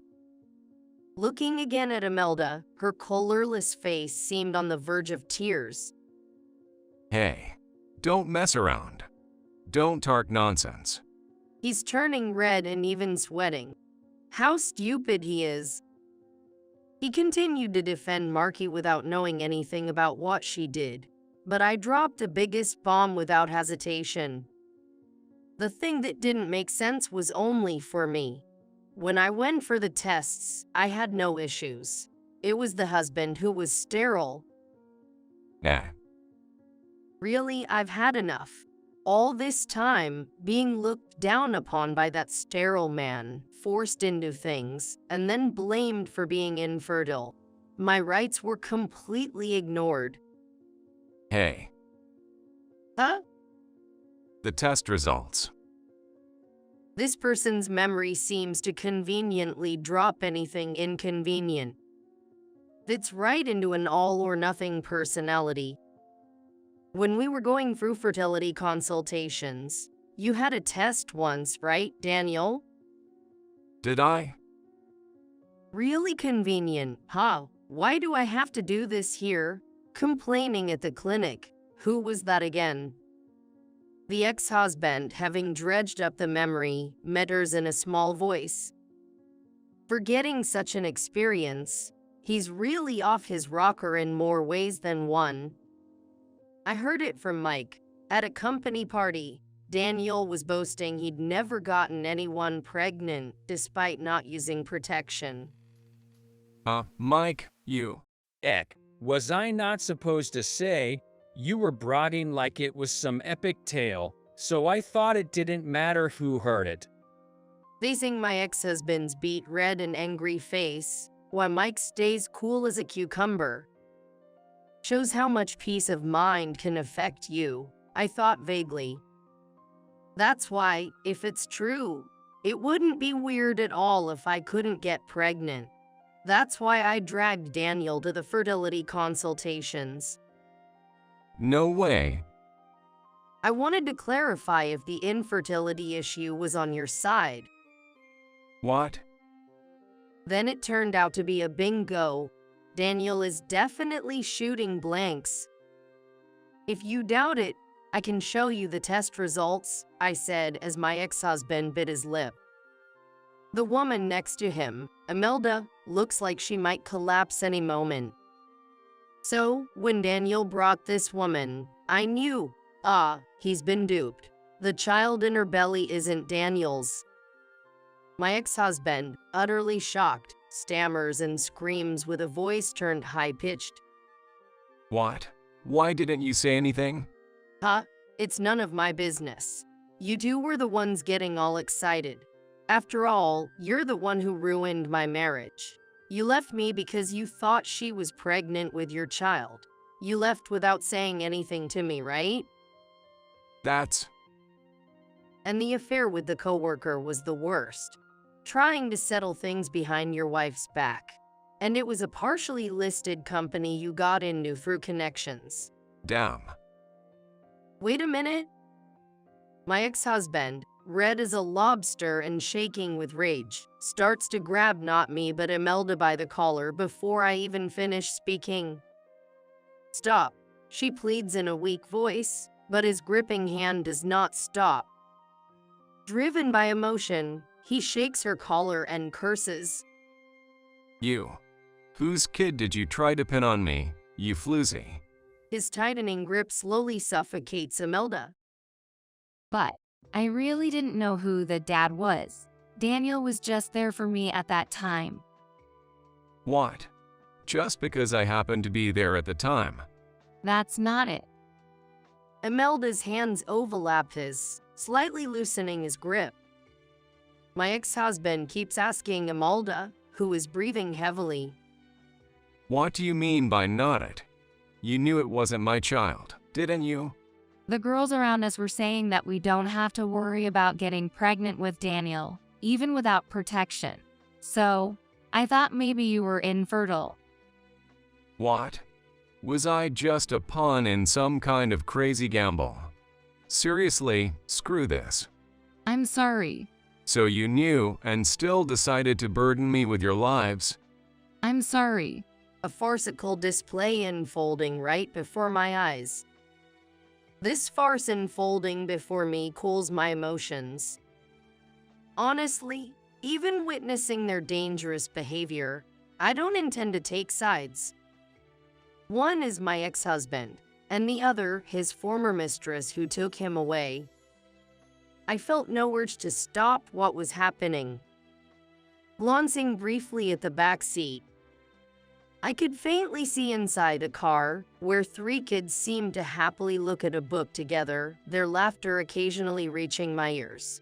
Please, don't look this way, I wished as I waited with a distant gaze for the ugly dispute to quiet down. It's been a month since school started. Today, too, I drop off my son in front of the school gate. Bye, Mom. I'm off. All right, have a good day. He quickly finds his friends and they greet each other before walking through the school gate together. Watching his small back disappear into the school building, I head to the place where I'm meeting Mike. Did you drop him off without any issues? Of course. He seems to have made new friends already. He went into school looking happy. That's good to hear. Today, we're both taking a day off. After dropping off my son and Mike, his daughter, we went to our favorite cafe to enjoy a breakfast together, savoring some rare weekday couple time. By the way, what happened to that kid? My husband is referring to my ex-husband's child. It seems like he transferred school.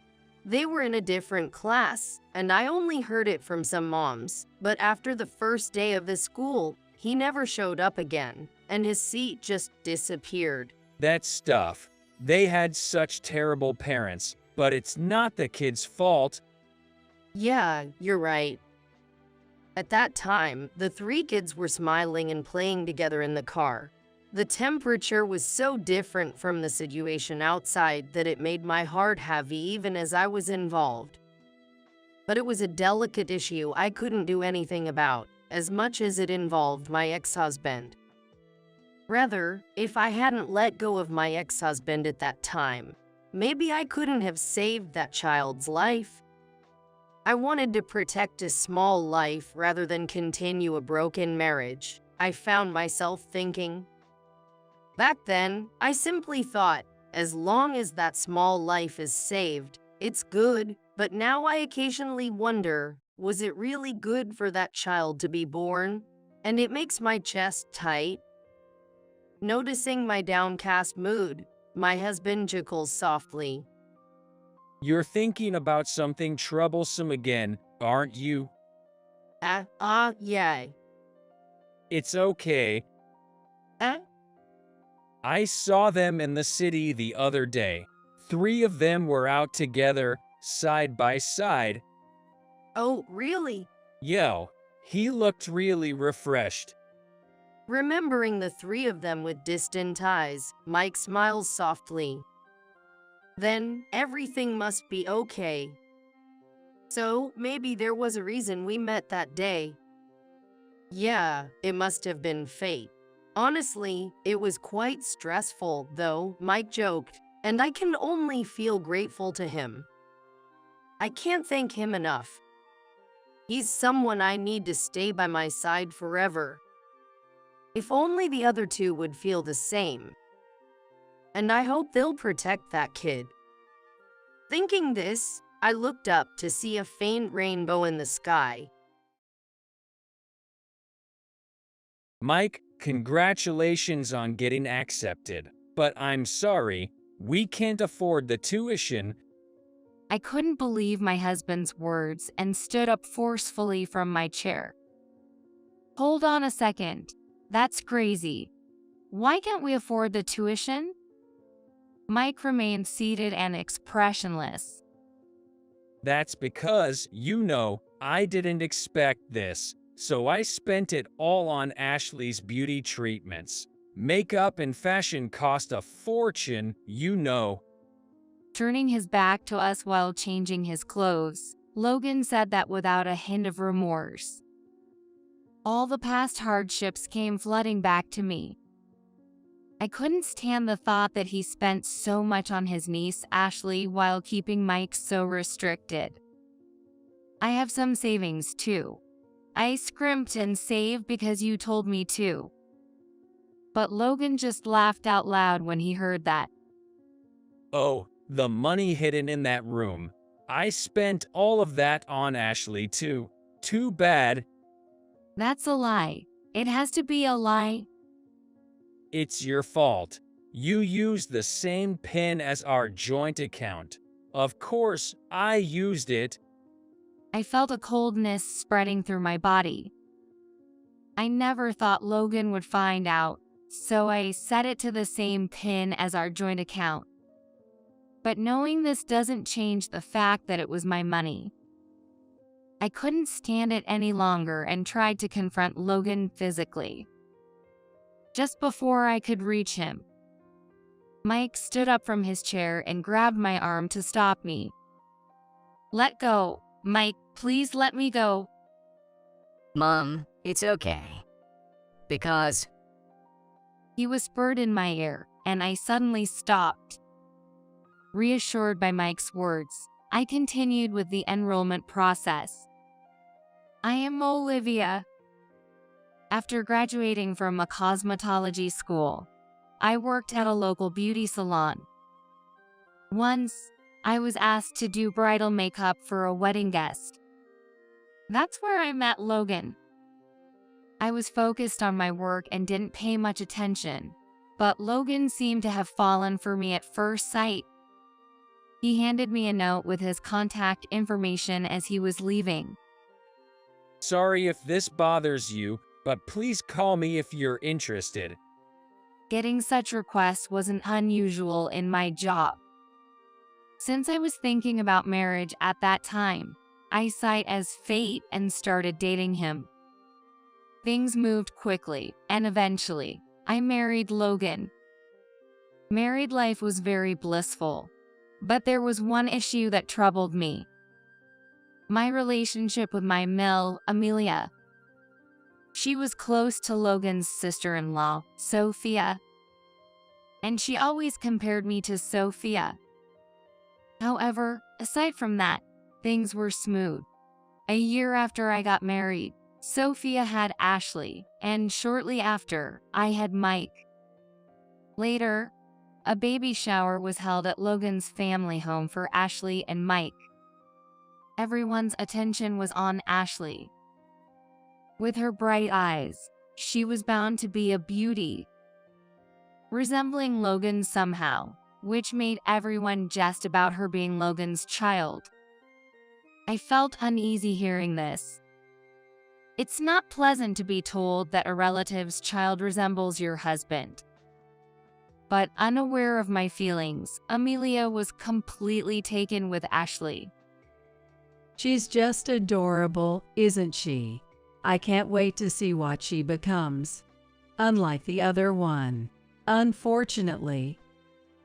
She glanced at Mike as she said that and snickered. This made the other relatives snicker too. Well, the other one doesn't really matter, does it? But Amelia, I want to make her become a model. Hearing this, Amelia's face lit up. A model. That's a brilliant idea. But how does one become a model? Sophia answered with a smug look. Don't worry, I may not look like it, but I have an experience as a model. I've got connections, you know? Indeed, Sophia had been a part-time model during her college days. She wasn't a top seller, but the experience was significant. Her casual actions and fashion sense used that experience. Working in a salon, I could tell Sophia wasn't just full talk. Really? That's reassuring. Modeling, right. They often appear on TV.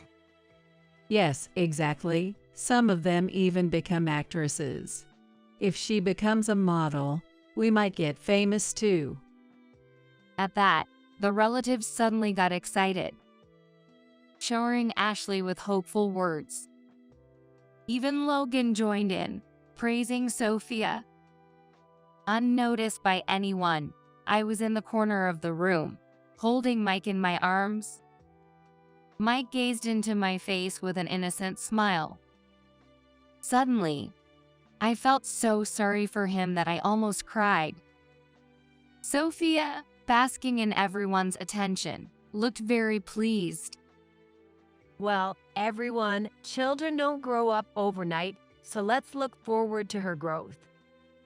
I know. If you need money, just say the word. I'll pay whatever it takes. Thank you so much, Amelia. After that, we were completely ignored by the relatives. Struggling with the favoritism towards Ashley, I worked hard to raise Mike. Logan hardly helped with childcare at all. Please, Logan, spend some time with Mike. It's not fair to him. No matter how desperately I pleaded, Logan wouldn't listen. Quiet, I'm busy with work. You alone should be enough to take care of him. He would always brush everything off and ignore it, leaving me to handle everything. I regretted marrying Logan but didn't have the courage to leave. The only salvation came from my parents, who helped when I was at my lowest and truly adored Mike. Their support was the only thing keeping me together. Somehow, I managed to raise Mike. 10 years later, Mike had grown into a healthy middle schooler. Logan was still disinterested in parenting, but suddenly wanted to talk when he came home from work. Mike's still at school, right? When will he be back? You'll be back soon. What's up? The fact that Logan was asking about Mike gave me a bad feeling. I want him to aim for medical school. Tell him to get ready to study for that. Logan's cold words took me aback. Wait a minute. What are you suddenly saying? Don't decide his future on your own. Annoyed by my desperate plea, Logan clicked his tongue loudly. Listen, I'm his father. You don't get a say. Got it? I can accept that. You've never been involved in raising him. Shut up. That's your role, isn't it? Are you earning enough to talk back to me? Despite what Logan said, I couldn't back down. At least tell me why medical school? It's obvious. It's for my parents' sake. It's for the looks. I was shocked by his response. What does he think of his own child? However, Logan continued without paying attention to me. You get it. We're always being compared to William's family. After all, Ashley is beautiful, but Mike has nothing going for him. He seemed to have a lot of pent-up frustration and kept spewing harsh words. It's a disgrace, a disgrace. So, he needs to at least become smart, understand. I clenched my fists and couldn't say a word, feeling as if being stabbed by a knife. Well, that's how it is. I'll tell Mike myself. He's going to study hard from now on, so don't you interfere. With that, he left the room. I was worried about my son, but couldn't defy Logan. I secretly resolved to support Mike as much as I could. Then Mike's days became filled with studying. After school, he would stay at the tutoring center until late at night, and on weekends, Logan found him a private tutor. He wasn't allowed any playtime outside of studying, and he couldn't even fully participate in school events. Whenever Mike's grades slipped even slightly, Logan would scold him mercilessly. Thanks to his efforts, Mike graduated at the top of his middle school class and entered a prestigious high school in the area. But Logan didn't ease up and ordered me to save money. Hey, you, save money. We need it for tuition, so don't you dare spend on luxuries. Please, let's stop this. This isn't good for anyone. Please reconsider. I desperately tried to stop Logan, but he wouldn't listen. Shut up. Didn't I tell you not to interfere? If you keep nagging, I'll kick you out of the house. I couldn't stand up to him after being threatened like that. But it was clear that Mike was overexerting himself. At this rate, his spirit might break. When Logan was out, I seized the moment to speak with Mike. Mike, are you okay? I need to talk to you for a minute. Mike was solving problems at his desk and glanced at me without stopping. I'm okay for now, but I can talk long. I have to finish all this by tomorrow. Okay, I'll make it quick. Dad says you have to go to med school, but it's not mandatory. If you want to do something else, it's okay to pursue that path. Hearing my words, Mike smiled gently. Thanks, Mom. It's nice of you to say that, but I will aim for med school. It might make Dad recognize me, and he might start treating you better. Mike's kindness made me want to cry. I felt ashamed of being submissive to Logan. Okay, I understand. But please don't hesitate to tell me if it gets too hard. I'm on your side, remember that. I understand, Mom. I won't bear it all alone. Then keep up the good work. With that, I left Mike's room and cried silently in the living room, careful not to let Mike hear me crying. In high school, Mike maintained top grades and applied to a national university's medical school. 3 years later, on the day of the results, Mike checked online.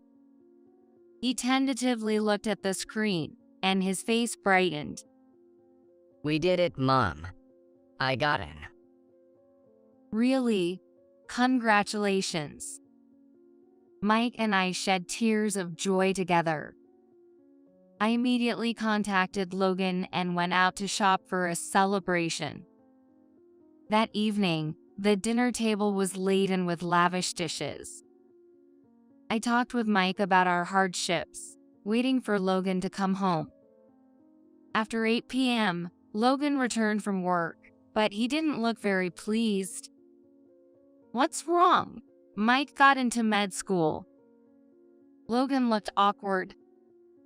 I never really thought he'd actually pass.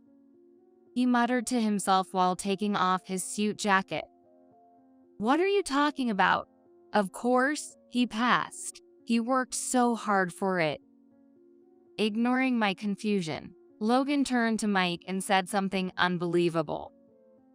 Mike, congratulations on your acceptance. But unfortunately, we can't afford the tuition.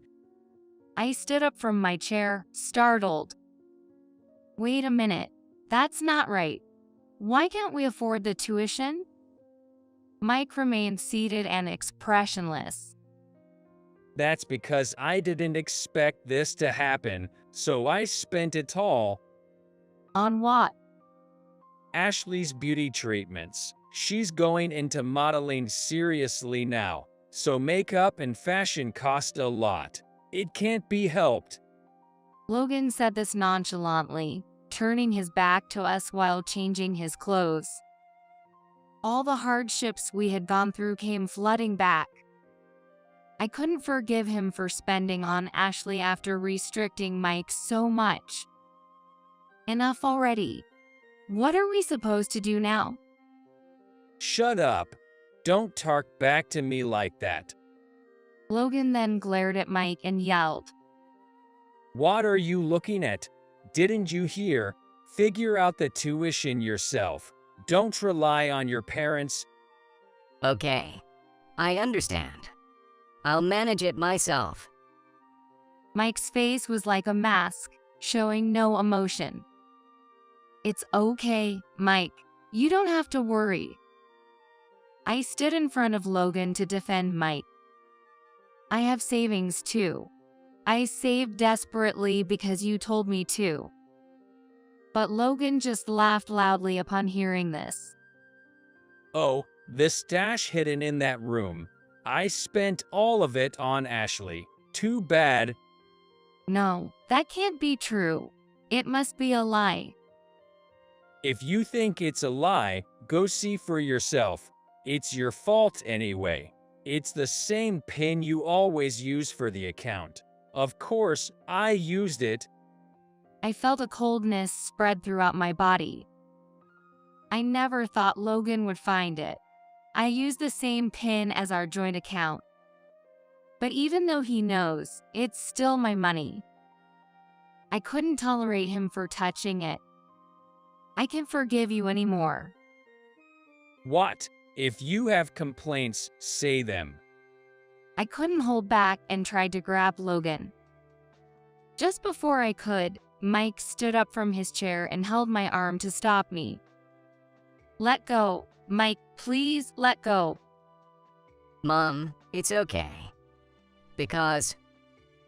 He whispered softly, and I stopped abruptly.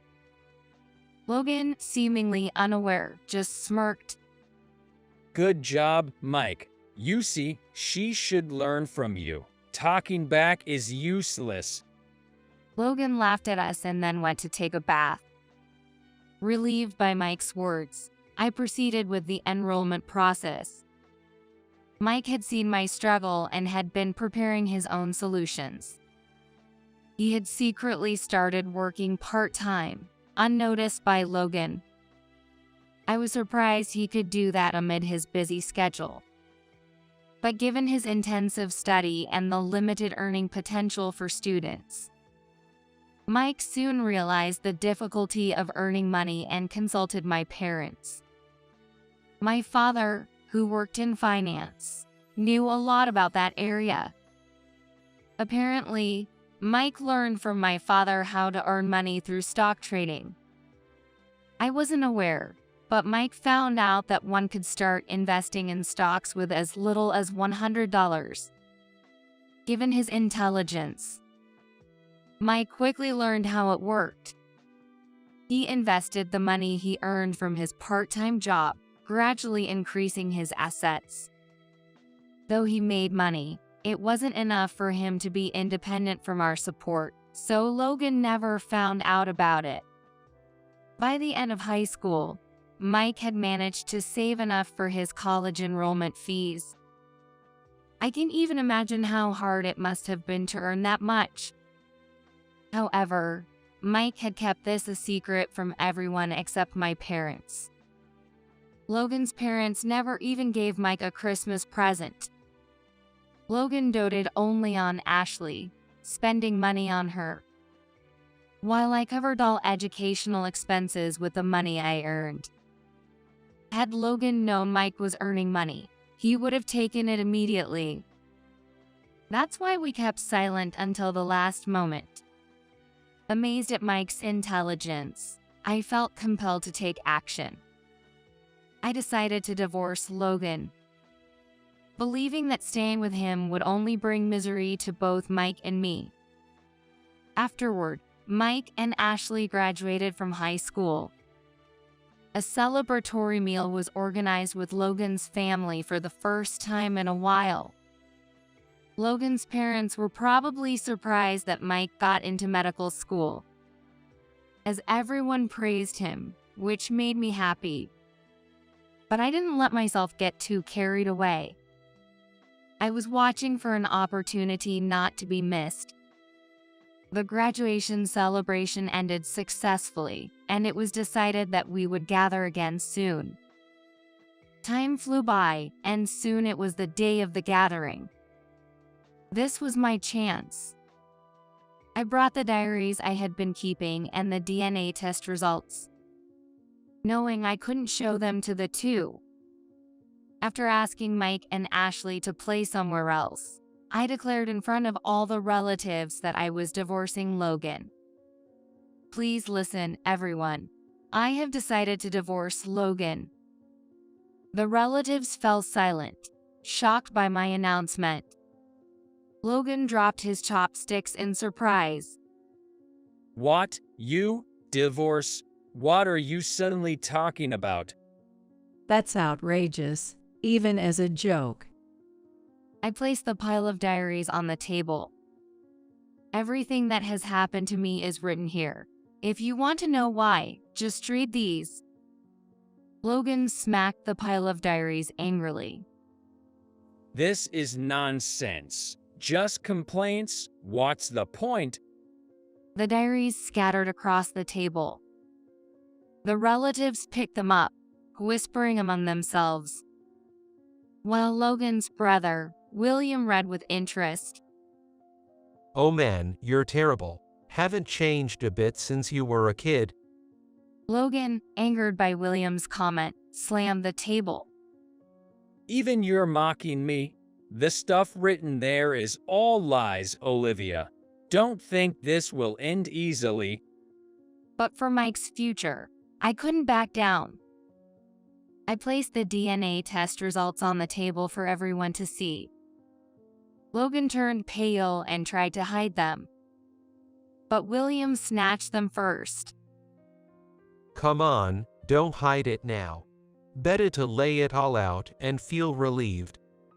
William smirked while reading the results, but his smile faded as he continued. The hand holding the DNA results was trembling, and the eyes were darting around. What does this mean, Olivia? William asked, his voice trembling. When Mike enrolled, we all gathered, right? That's when I secretly took Logan and Ashley's utensils and had their DNA tested. The results show they are parent and child. Sophia gasped and covered her mouth, visibly shaken. The revelation caused an uproar among the relatives. plunging the room into chaos. Olivia, isn't this going too far? On what basis did you do such a thing? I explained the reasoning behind my suspicions to everyone. I always thought it was strange. Logan doted on Ashley more than Mike, and Ashley closely resembles Logan. That's why I thought they were having an affair. Sophia glared at me and threw a diary at me. Don't make baseless accusations. Isn't this just a vendetta? That's why I provided evidence.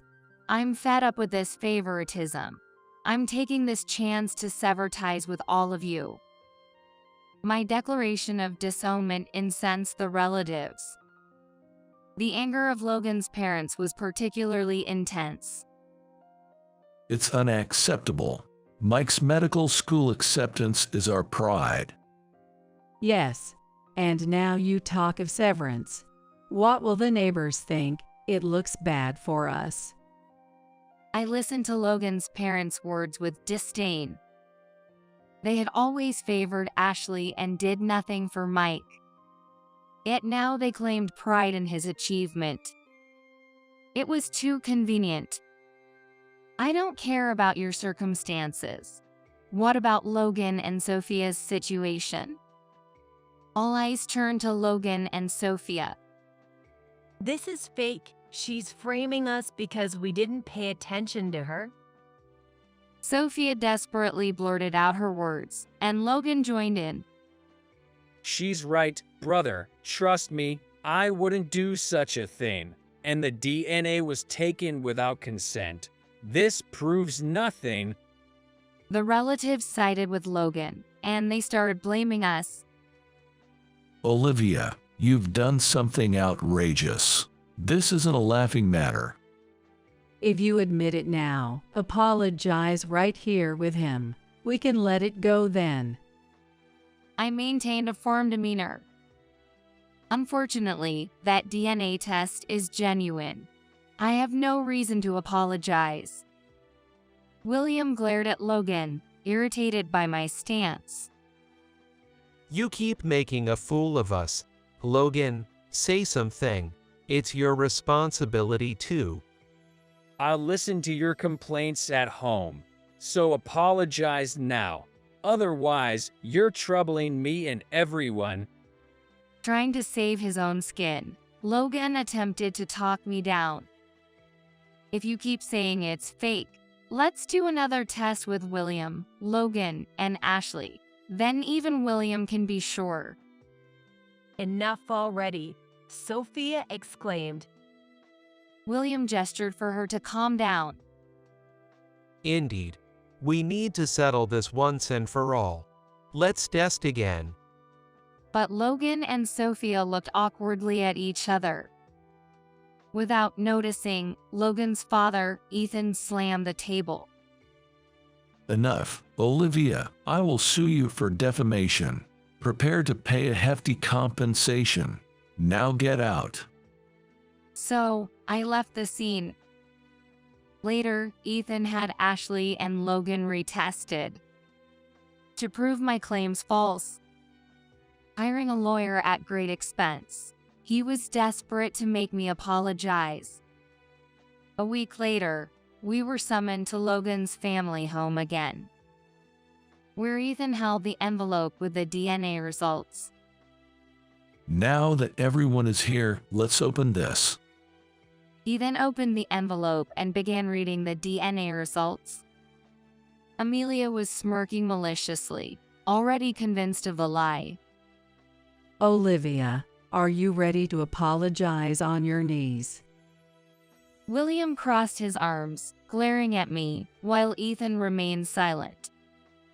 His face turning red as he continued to read the DNA results. Due to the prolonged silence, Amelia looked at him with suspicion. What's taking so long? Hurry up and tell us the results. William also looked anxiously towards Ethan, who sighed deeply and placed the DNA results on the table. It's confirmed that Ashley and Logan are parent and child. Amelia screamed in shock. What? So, Sophia and Logan were really having an affair. William was so angry he couldn't speak, just clenched his fists tightly. Logan, explain yourself. Make us understand. A vein throbbed on Ethan's forehead. Next to a sweating Logan who looked down, Sophia covered her face and collapsed on the table. An awkward silence lingered on. And it was Sophia who broke the silence. It's not my fault. It's Logan's fault. She tearfully explained how the affair started. Feeling lonely because Logan's brother, William, was always busy with work, she became closer to Logan as she complained, and eventually she got pregnant with Ashley. She confessed they concocted a plan to keep it secret from their partners. William, upon hearing this, lunged at Logan. You. How could you act so normal all this time? You must have been mocking me inside. Logan, shaken by William, desperately tried to justify himself. I wasn't mocking. I got carried away. I respect you, brother. I thought Ashley was cute, and I felt responsible, so I wanted to raise her properly. Hearing this, I sighed deeply, feeling more pity than anger. Logan's parents seemed utterly disgusted by their son's disgrace. What a shameful display. Sophia, we're getting a divorce. Pack your things and leave once we get home. Sophia looked up and clung to William. Wait, it was just a moment of confusion. I love you. But William looked at her with contempt. You might say that, but I can no longer love you. Sophia wailed and curled up on the floor. Ethan coldly observed. This is unprecedented. Logan, Sophia, you both are a disgrace to our family. Don't ever appear before me again. Thus, Logan, Sophia, and Ashley were ostracized. I proceeded with the divorce from Logan, who was stalling. So I consulted my father for a competent lawyer. The lawyer's efforts finally settled the divorce. Logan's resistance increased the settlement, and he ended up paying more alimony and child support than average.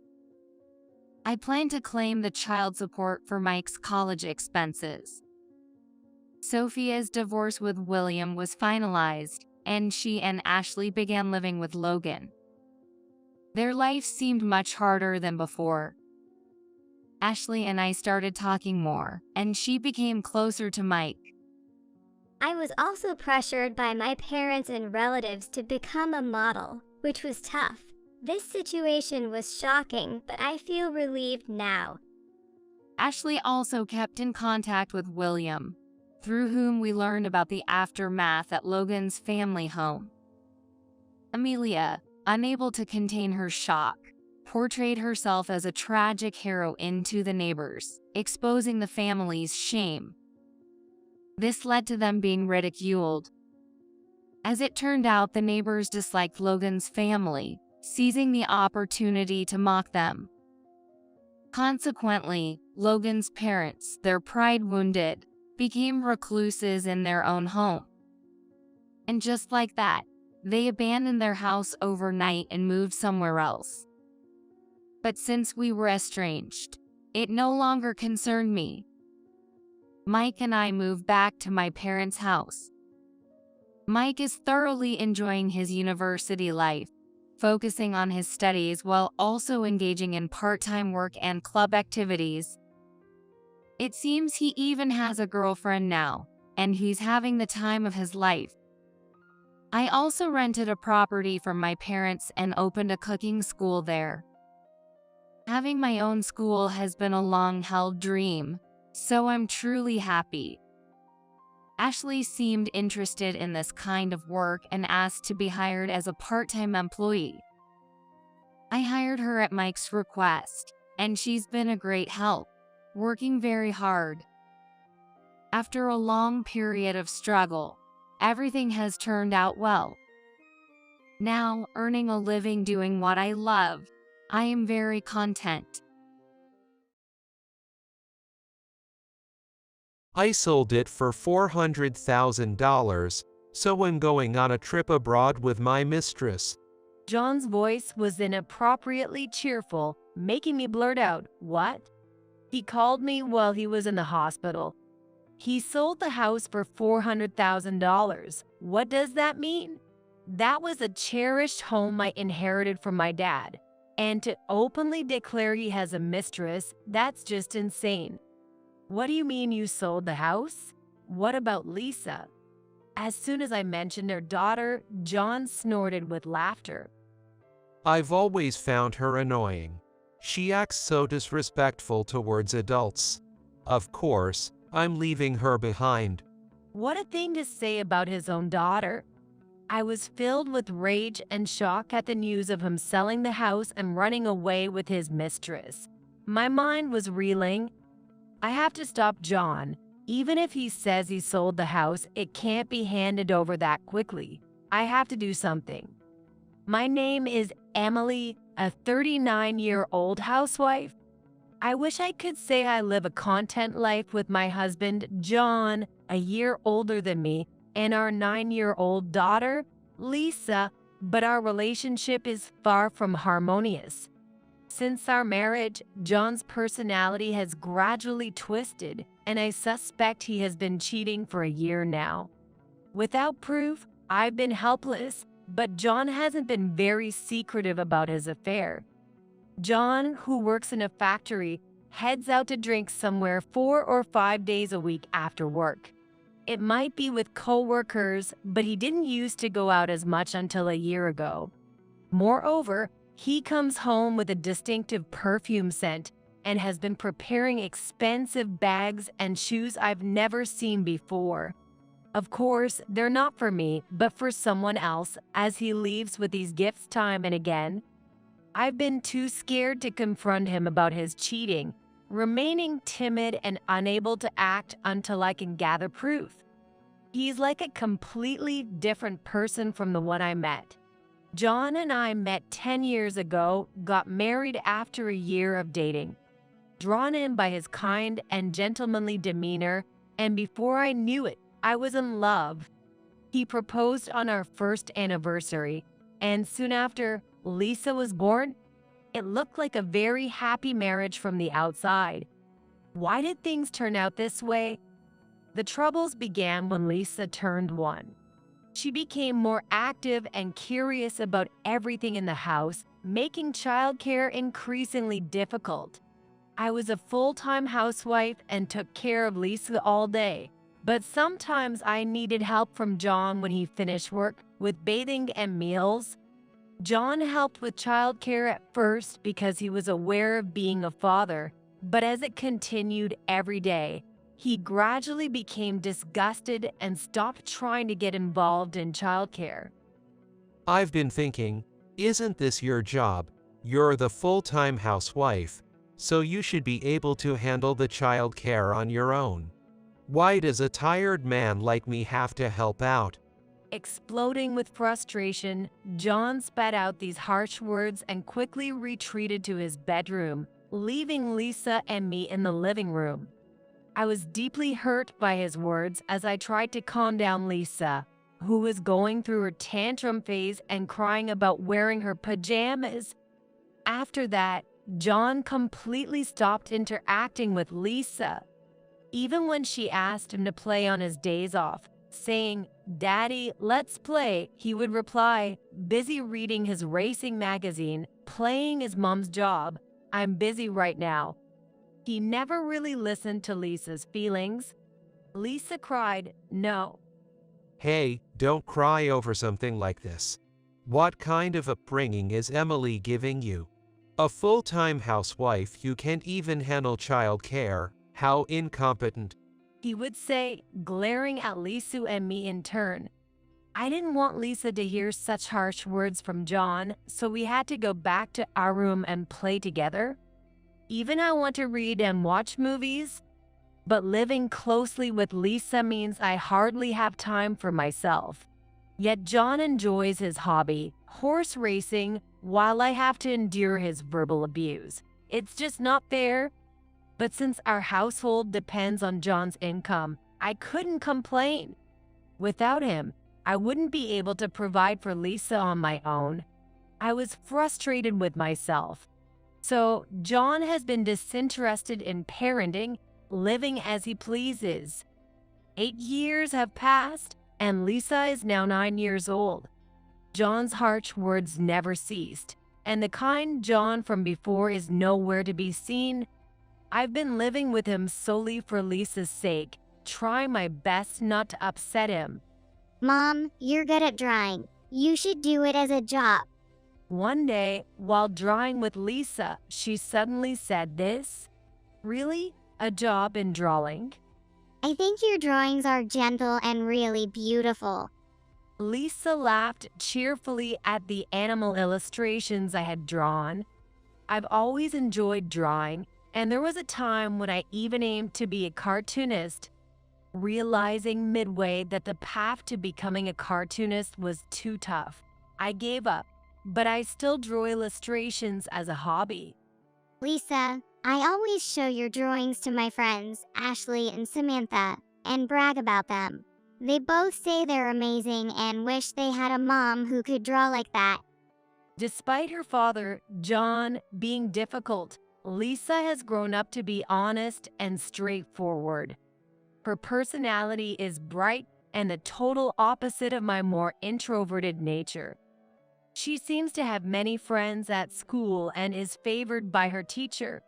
I felt so proud that Lisa appreciated my drawings. Thinking that Lisa notices me boosted my confidence. Thank you. That means a lot to me. When I said that, Lisa smiled like a blooming flower again. Seeing Lisa smile makes me think I can keep enduring this life. I thought this quietly to myself. That night, John, as usual, came home drunk, collapsing in the living room right after entering. He was drunk. His drinking had become frequent, worryingly so. I sighed and pulled his jacket off the slumped over John, checking his pockets. What's this? Normally finding nothing but keys in his pocket, this time a piece of paper caught my attention. It was a receipt with a hotel name on it, clearly visible. This is definite proof of his cheating. I had been suspecting infidelity, but now I had physical evidence. Trying to calm my uneasy heart, I carefully stashed the receipt on a shelf. Then I started to think about how to confront John. The next day, still partly drunk, John left the house.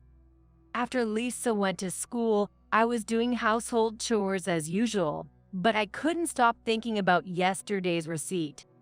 I had a hunch John was cheating, and it was my choice not to confront him about it. But now with concrete evidence, it's hard to continue pretending and live as a married couple in name only. Within a week, no, in a few days, I want to make him admit his infidelity and get an apology. But how should I do it? As I was pondering this, my phone started to vibrate. Who could it be at this time? It was unusual to get a call during the day. Looking at my phone, I saw an unfamiliar number. With a sense of foreboding, I answered the call. Hello, is this Mrs. Murphy? Yes, that's me, but who is this? This is from State General Hospital. I'm afraid John has been brought in by ambulance. The call was from the biggest hospital in the area. The hospital staff explained that John had been brought in for emergency surgery due to a kidney issue, and that he would likely need a transplant as his condition was severe. Confused by the sudden news, I was asked by the doctor, "Are you all right?" "Yes, can he do that kidney transplant?" Yes, we'll start looking for a donor immediately if we find a match. Okay. Then we can proceed with the transplant surgery. Suddenly hearing that John was sick and needed a kidney transplant, My mind was in turmoil, but the doctor continued to explain the transplant procedure. We'll start checking for compatibility with potential donors. So please cooperate with this. I only understood half of what the doctor said, but it was clear John was in a serious condition. Despite his mistreatment and infidelity, I didn't wish for him to lose his life. I wanted him to survive if possible. I spent that night thinking about John's transplant surgery. After a few weeks, we found out the results for potential kidney donors, mostly family. To my surprise, I was the best match. John's parents were still alive but in poor health, unable to undergo surgery. As an only child and being in good health and blood type compatible, it turned out I was the best option for John. I'd be lying if I said I didn't hesitate. But I couldn't compare that to John's life. With that in mind, I decided to become John's kidney donor. When I explained to Lisa about John's condition and the transplant, she cheerfully said, "Got it. Take care and do your best." While I was hospitalized, Lisa would stay with her grandparents. Though they were in poor health, they were mostly able to manage at home. Lisa was happy to stay with her grandparents, as she got along well with them. At least I can be at ease for a while. It's good that Lisa is such an understanding child. Relieved, I went ahead with the transplant surgery. A week later, after signing the consent forms and undergoing health checks, I underwent the kidney transplant for John. The surgery was surprisingly straightforward, and I was in the hospital for about a week, while John stayed for about 10 days. Fortunately, there were no major health issues, and the recovery was smooth. The day before I was discharged, my phone rang again. Wondering who it could be this time, I answered. Hello, it's me. I heard a familiar voice and felt a shiver. It was John himself. Thinking he might thank me for being a donor, I asked, "Long time no see. How are you feeling post-surgery?" I expected him to say something like, "Thanks, Emily, I'm feeling better." But what I heard next was unexpected. I'd like to talk about our house. John paused, suddenly bringing up the house, and I was taken aback. I sold it for $400,000, so I'm going on a trip abroad with my mistress. John's voice was inappropriately cheerful, making me blurt out, "What?" He called during his hospital stay to say he sold the house for $400,000. What does that mean? That was a cherished home I inherited from my father. And to openly declare he has a mistress, that's just insane. What do you mean you sold the house? What about Lisa? As soon as I mentioned her daughter, John snorted with laughter. I've always found her annoying.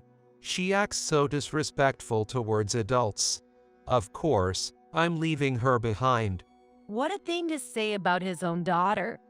I was filled with rage and shock at the news of him selling the house and running away with his mistress.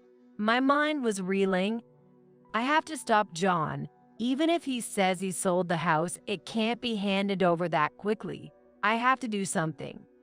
John had already hung up the phone after saying going on a trip with his mistress. I was trying to make sense of what had happened with my confused mind. But no matter how much I thought about it, I couldn't believe he would sell our house, especially during his hospital stay. Shocked, my condition worsened, and my hospital stay was extended by a few days. Feeling utterly defeated, I lay on my bed, helplessly thinking about the future. I should call Lisa first. Without the house, Lisa and I would have nowhere to go. The bold declaration of having a mistress was infuriating, but what concerned me most was Lisa. I called the home of John's parents, and his mother answered. She quickly put Lisa on the phone. "Hello, Lisa. I'm sorry. It looks like my hospital stay is going to be longer. Are you okay? Not too lonely? I heard about your dad selling the house. We don't have a place to go back to now."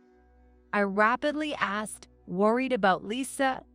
Then Lisa answered with a bright voice. Mom, it's okay. I've taken care of it. What?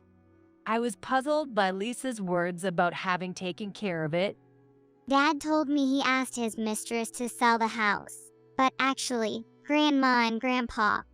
Lisa detailed the events that had occurred during my hospital stay. I was stunned, as unexpected developments had unfolded without my knowledge. So, Mom, just rest easy. I'm okay. Thank you. Lisa's responsible words encouraged me, and I finally managed to calm down a bit. However, if what Lisa was saying was true, I wondered what was happening with John and his mistress now. Curious, but reminding myself that rest was crucial, I fell asleep. 3 days later, fully recovered, I headed to my in-laws' house. Mom, welcome back. Lisa ran up to me with a happy face, with Grandma smiling softly behind her. Speaking of which, John really did something outrageous. I'm sorry, Emily. My father-in-law apologized to me with a stern face. With such wonderful parents, why did John turn out this way? No, it's my fault for going along with everything without saying anything. Thank you. Now, there's something we need to tell you, Emily. Yes, what is it? I sat down with Lisa to listen to my in-law story. Though surprised again, mother-in-law's assertive encouragement that they wouldn't let John have his way gave me some relief. After hearing the story from my in-laws, Lisa and I were about to head home when I noticed a familiar man and an unfamiliar woman having a dispute in front of a real estate office. It was unmistakably John, and the woman with him had to be his mistress. John was in sweats, his hair a mess, and his mistress was in a short skirt and one high heel, barefaced. Hey, fix this. How come the house isn't selling? What about my $400,000? Well, the buyer canceled last night, so there's no deal anymore. Why the cancellation? Damn it. John was stomping his feet, and his mistress was shrieking beside him, drawing startled looks from passersby. Lisa and I were shocked, but realized it was about us, and we approached John and his mistress. "What are you doing here?" Startled by my sudden approach, John and his mistress exclaimed in surprise. Oh, it's you. I get it. You did this, didn't you? You convinced the buyer not to go through with it. That's ridiculous. What are you even talking about? As John and his mistress hurled insults, I shielded Lisa behind me. The real estate agent was bewildered, so I stepped forward and said, "I'm his wife." The agent responded with a stunned "Oh." Are you kidding me with this cancellation? Because of you, we had to turn back right before getting on the plane, and now we can't buy a new house. And there's the debt I incurred for her. John pointed at his mistress when he mentioned her. So, that's it. Now I understand John's scheme. He tried to sell the house to pay the debt of the money he had spent on his mistress and to buy a new house to live in with her. How selfish of him to know that this is a precious house that I inherited from my late father. He was ignoring me and Lisa and trying to steal my most important asset. I was trembling with anger. Don't you think you're the one being disrespectful here?